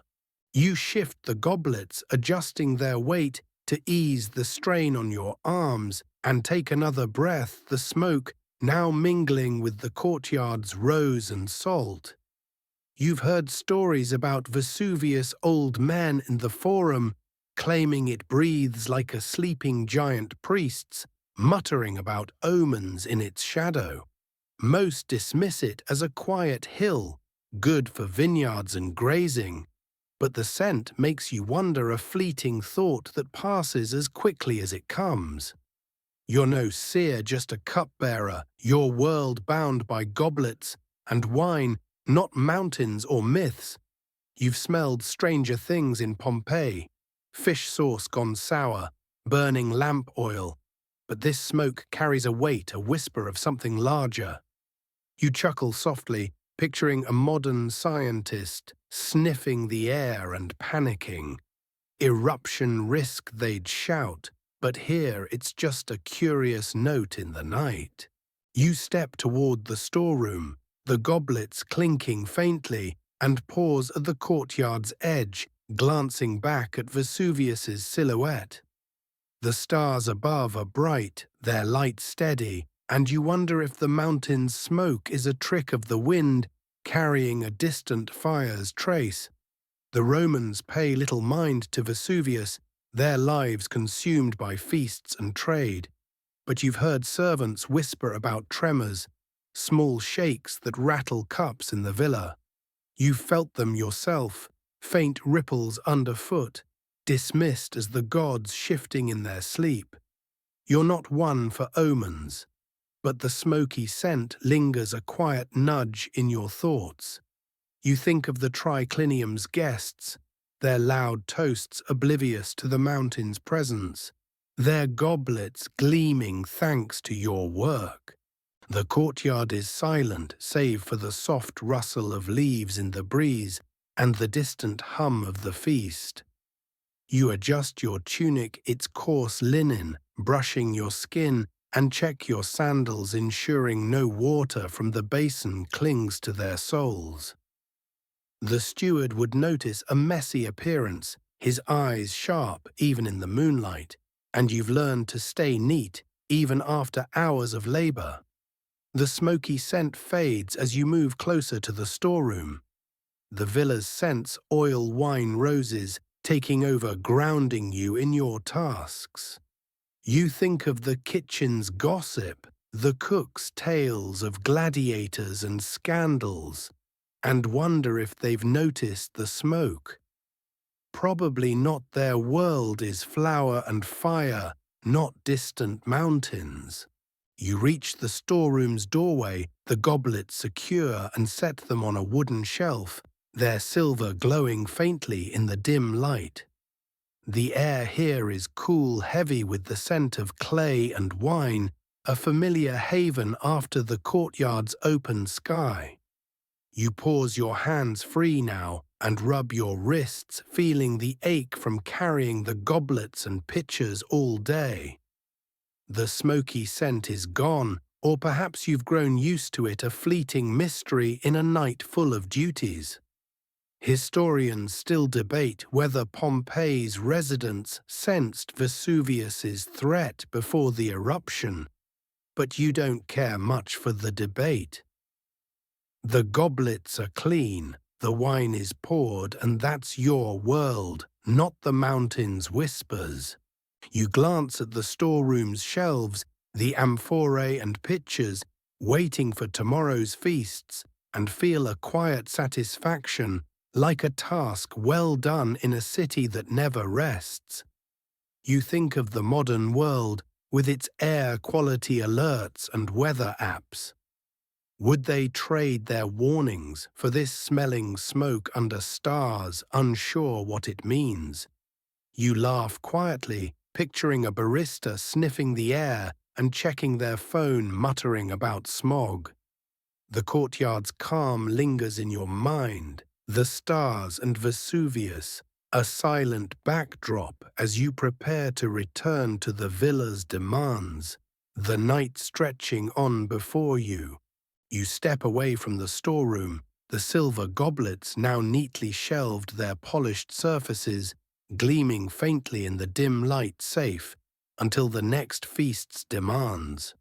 Your coarse linen tunic brushes your knees, its grey folds slightly damp from the courtyard's basin, and your sandals tap softly on the villa's stone tiles, their frayed leather straps steady despite the long night's work.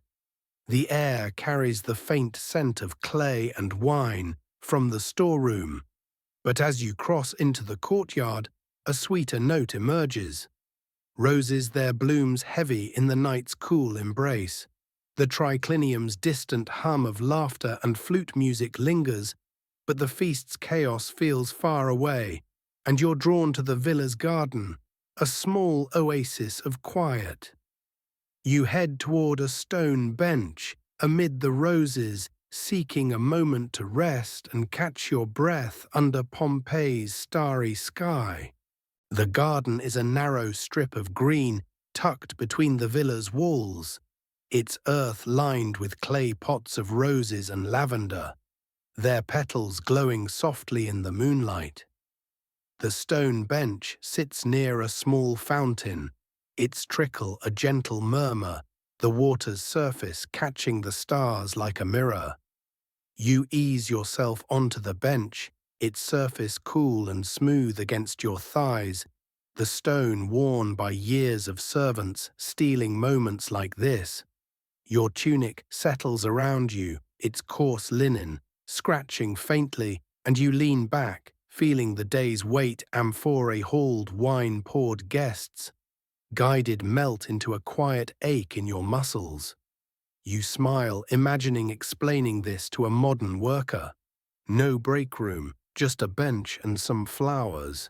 They'd probably demand a couch and Wi-Fi. You take a deep breath, the air rich with the rose's sweet perfume undercut by a faint trace of sea salt from the nearby coast. The garden is still save for the fountain's soft splash and the rustle of leaves in a gentle breeze, a contrast to the triclinium's torchlit clamour. You stretch your legs, your sandals shifting on the gravel path, their leather straps creaking faintly.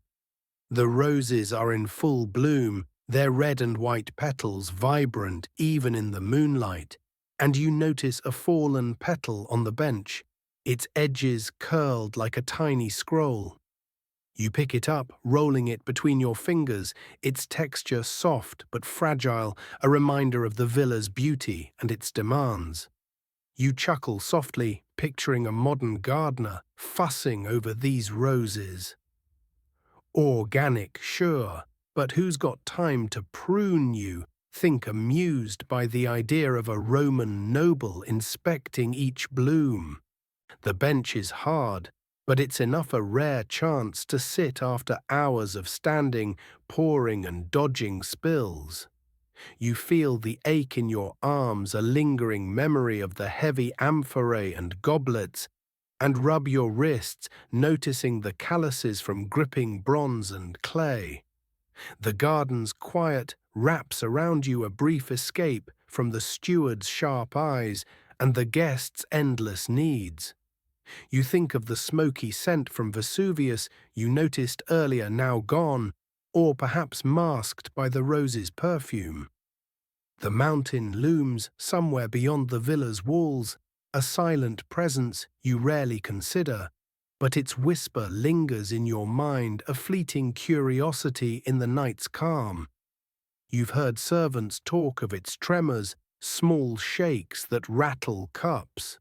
But here among the roses it feels distant, unimportant. The fountain's trickle is soothing its rhythm, blending with the breeze, and you close your eyes for a moment, letting the garden's peace settle over you. The Romans loved their gardens, small pockets of nature, to impress their guests, and you've heard the master boast about this one, claiming it rivals those in Rome.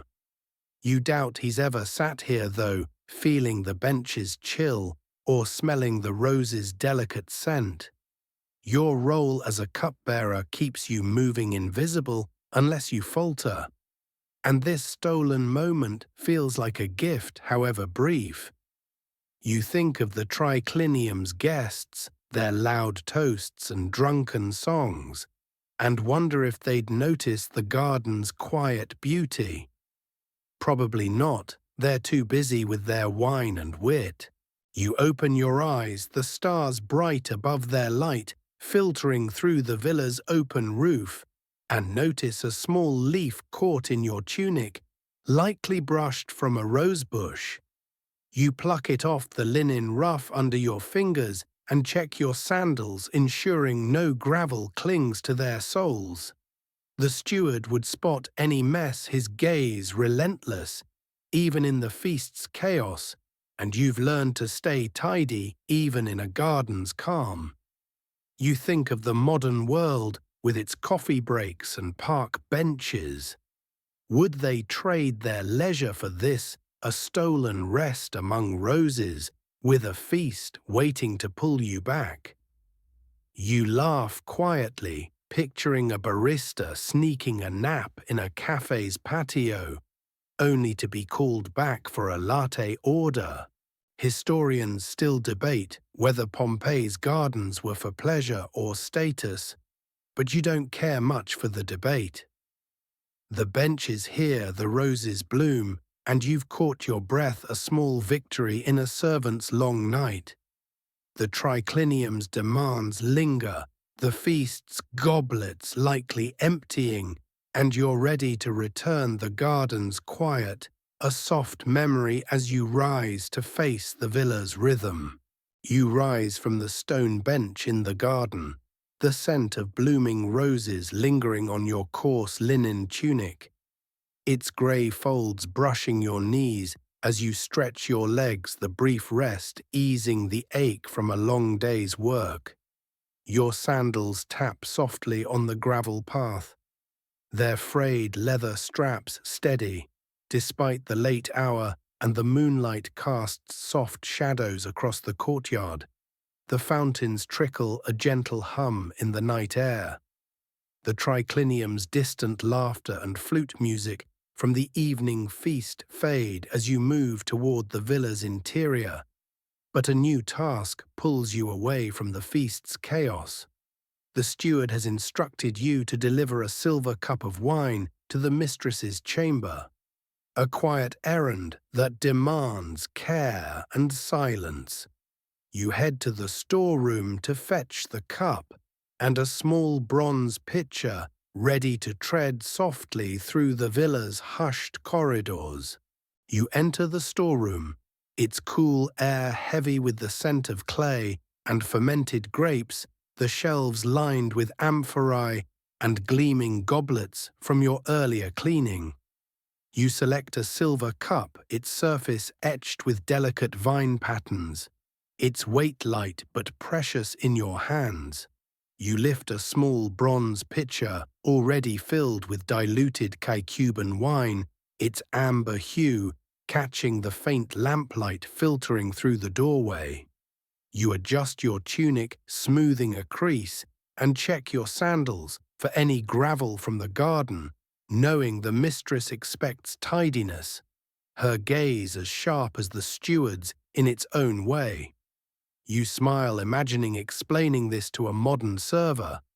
No tray, just sneak wine to the boss's wife. They'd probably text an order instead. You move through the villa's corridors, your sandals whispering on the polished stone floor, the silver cup and pitcher held steady to avoid even a faint clink. The air is cooler here, away from the triclinium's torch-lit warmth, carrying a faint scent of lavender from the mistress's chambers ahead. The villa is quieter now, the feast's noise a distant murmur replaced by the soft creak of wooden shutters and the occasional rustle of a servant passing in the shadows. You tread softly your steps, deliberate, knowing the mistress values her privacy, her chamber a world apart from the banquet's revelry. You've delivered wine to her before, always at night, and you've learned to be a ghost, seen but unseen, your presence as fleeting as the moonlight. You reach the chamber's doorway, its heavy curtain of indigo wool parted slightly, revealing a glimpse of a frescoed wall painted with peacocks and pomegranates. You pause, listening for voices, but hear only the faint rustle of fabric and the soft clink of a bronze mirror set down. You clear your throat gently, a polite signal, and step inside the curtain, brushing your tunic as you pass. The mistress sits on a cushioned chair, her hair pinned with silver combs, her teal robe shimmering in the glow of a single oil lamp. She glances at you, her eyes calm but expectant, and you bow slightly, offering the silver cup with both hands, its vine-etched surface catching the lamplight. You chuckle softly, picturing a modern butler serving a late-night drink. At least they've got electric lights, you think, amused by the thought of fumbling in the dark. You pour the wine from the pitcher, the diluted Cuban flowing smoothly, its tart scent rising in the quiet room. You're careful, your wrist steady, knowing a spill would disrupt the chamber's calm, a mistake the mistress would note even if she said nothing. She takes the cup, her fingers brushing the silver, and sips, her gaze drifting to a small ivory box on her table, perhaps holding jewelry or letters. You step back, your sandals silent on the woven mat covering the floor, and wait, ready to leave or pour again, if she gestures. The Romans value their rituals, and serving the mistress is as much about respect as it is about wine, a delicate balance you've learned through countless quiet deliveries. The chamber is warm, the oil lamp's flame casting a soft glow on the frescoes, their colors rich even in the dimness.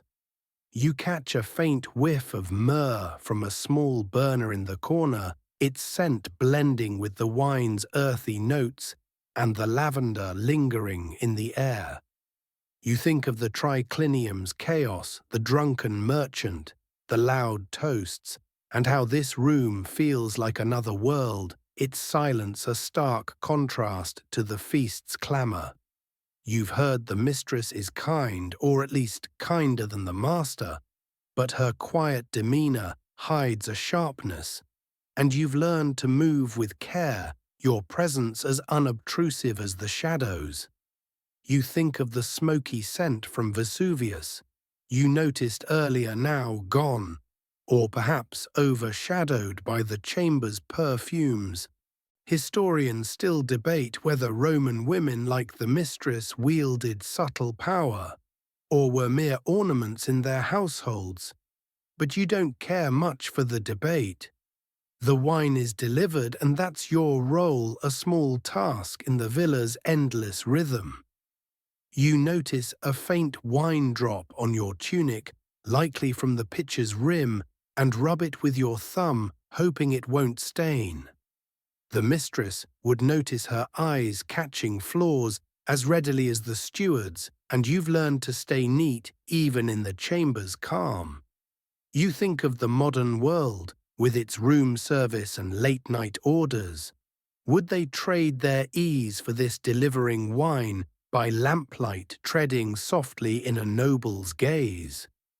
You laugh quietly, picturing a barista sneaking a drink order to a CEO's office, tripping over a rug.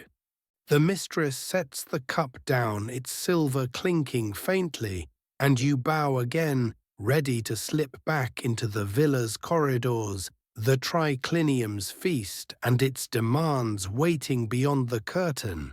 You slip out of the mistress's chamber, the heavy indigo curtain brushing your coarse linen tunic as you step back into the villa's quiet corridor. The silver cup and bronze pitcher now return to the storeroom. Your sandals tap softly on the stone floor, their frayed leather straps steady, despite the late hour, and the faint scent of myrrh and lavender lingers on your grey tunic, mingling with the villa's ever-present sea breeze. The triclinium's evening feast has ended, its guests departed or slumped in drunken slumber, leaving the room a mess of spilled wine crumbs and scattered cushions. Your final task of the night is to sweep the mosaic floor, restoring its gleaming dolphins and vines before the steward's morning inspection. You fetch a straw broom from a corner of the courtyard, its bristles worn but sturdy, and head back to the triclinium, ready to work under the flickering torchlight. The triclinium is quieter now, its frescoed walls of grapevines and nymphs glowing faintly in the dim light of a single torch, its flame casting long shadows across the mosaic floor. The three low couches draped in crimson and saffron cushions are empty, though one cushion lies askew, likely knocked aside by a guest's unsteady exit. The mosaic table is cluttered with abandoned plates of figs, oyster shells, and bread crusts, the air heavy with the lingering scents of roasted lamb wine and torch smoke. You grip the broom, its wooden handle smooth under your calloused palms, and begin to sweep the straw bristles, scraping softly against the tiles. You smile, imagining explaining this to a modern cleaner. No vacuum, just a broom and torchlight. They'd probably demand a robot sweeper and call it a night. You move slowly, the broom gliding over the mosaic, its colourful tiles, blue, green, red, depicting dolphins leaping through waves, their curves catching the torch's glow. You're careful, your strokes gentle to avoid scratching the tiles, knowing the steward would notice even a faint mark. The Romans prized their mosaics, and this floor with its intricate patterns is a point of pride for the master who's boasted of its cost to every guest. You've swept it before countless times, but the quiet of the triclinium at night makes the task feel almost meditative. A pause in the villa's endless demands. You chuckle softly, picturing a modern janitor tackling this floor. Art preservation. More like servant torture, they'd grumble, though the dolphins do have a certain charm. The broom gathers crumbs and small bits of fig, their sticky remnants clinging to the bristles, and you nudge an oyster shell into a pile, its mother of pearl glinting in the torchlight. The floor is sticky in places, wine and oil mingling with dust, and you press harder, feeling the broom's resistance against the tiles. Your tunic shifts its coarse linen, brushing your thighs, and you're grateful for the empty room, no guests to dodge, no steward's glare, just you and the mosaics under the flickering flame. You think of the feast's chaos, the drunken merchant, the poet's verses, the noble's toasts, and how this quiet cleanup feels like a secret. Your work erasing the night's revelry before dawn. You sweep toward the couches, careful not to disturb the cushions, though you nudge one back into place with your sandal, its saffron fabric soft against the leather. A small wine stain catches your eye, a faint red smear on a tile, and you make a mental note to scrub it later, knowing the steward's eyes would catch it at first light. You've cleaned worse spills from raucous feasts, oil from overturned lamps, but the mosaic's beauty makes each mark feel like a personal failing.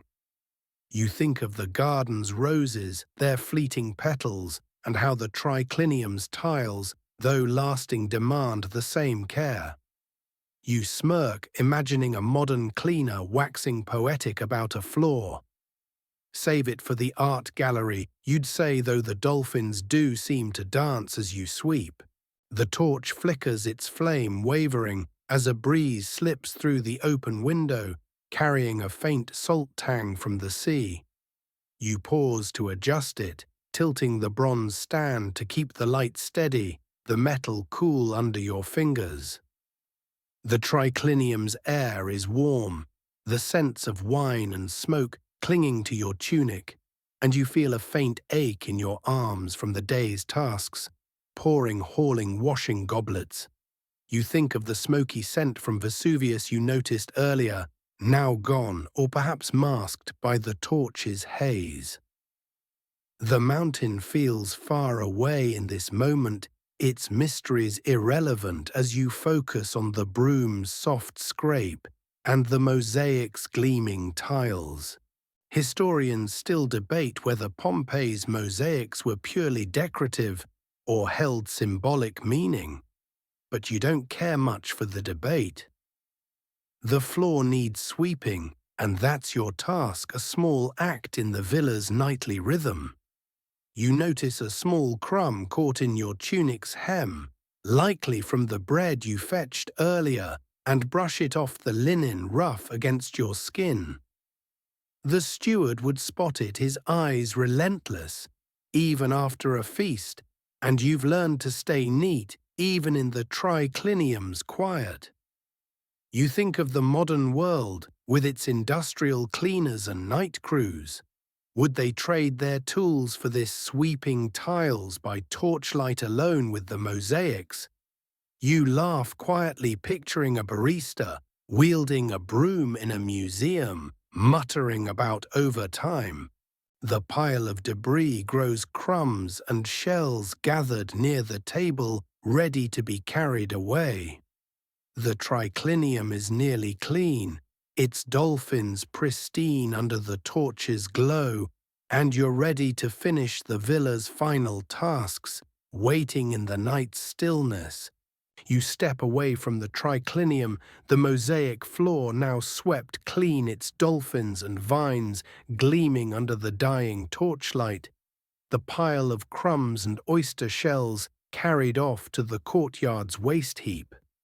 Your coarse linen tunic brushes your knees, its grey folds faintly stained with wine and dust, and your sandals tap softly on the villa's stone corridor, their frayed leather straps barely holding together after the day's endless tasks. The air carries the faint scent of torch smoke and sea salt, a quiet reminder of Pompeii's restless pulse beyond the walls. The feast is over, the guests gone, the triclinium silent, and your work as a cupbearer pouring wine-washing goblets, dodging tempers, is done for the night. You head to the servants' quarters, your straw mat calling ready to collapse, and let the city's night sounds lull you into a gentle sleep. You enter the quarters, a cramped room with rough plaster walls, the moonlight filtering through a narrow window, casting silver patches on the stone floor.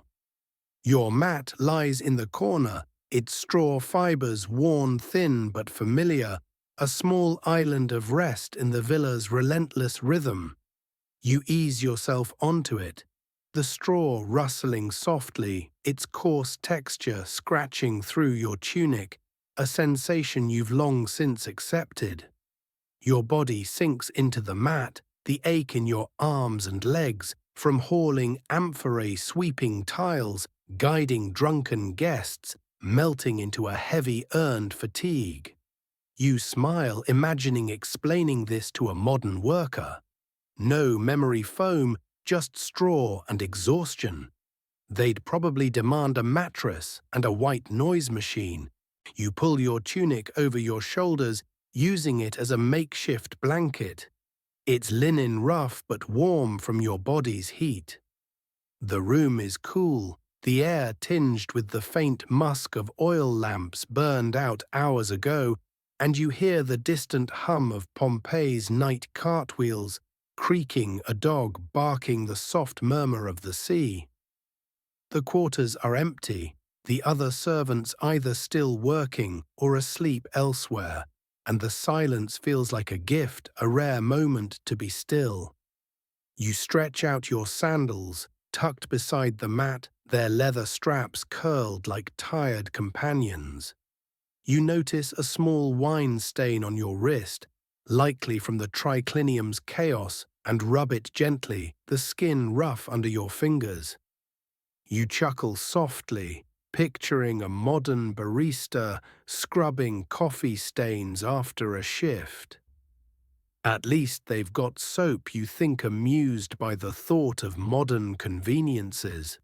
The mat is hard, its straw poking through the linen, but it's enough a simple comfort after a day of service.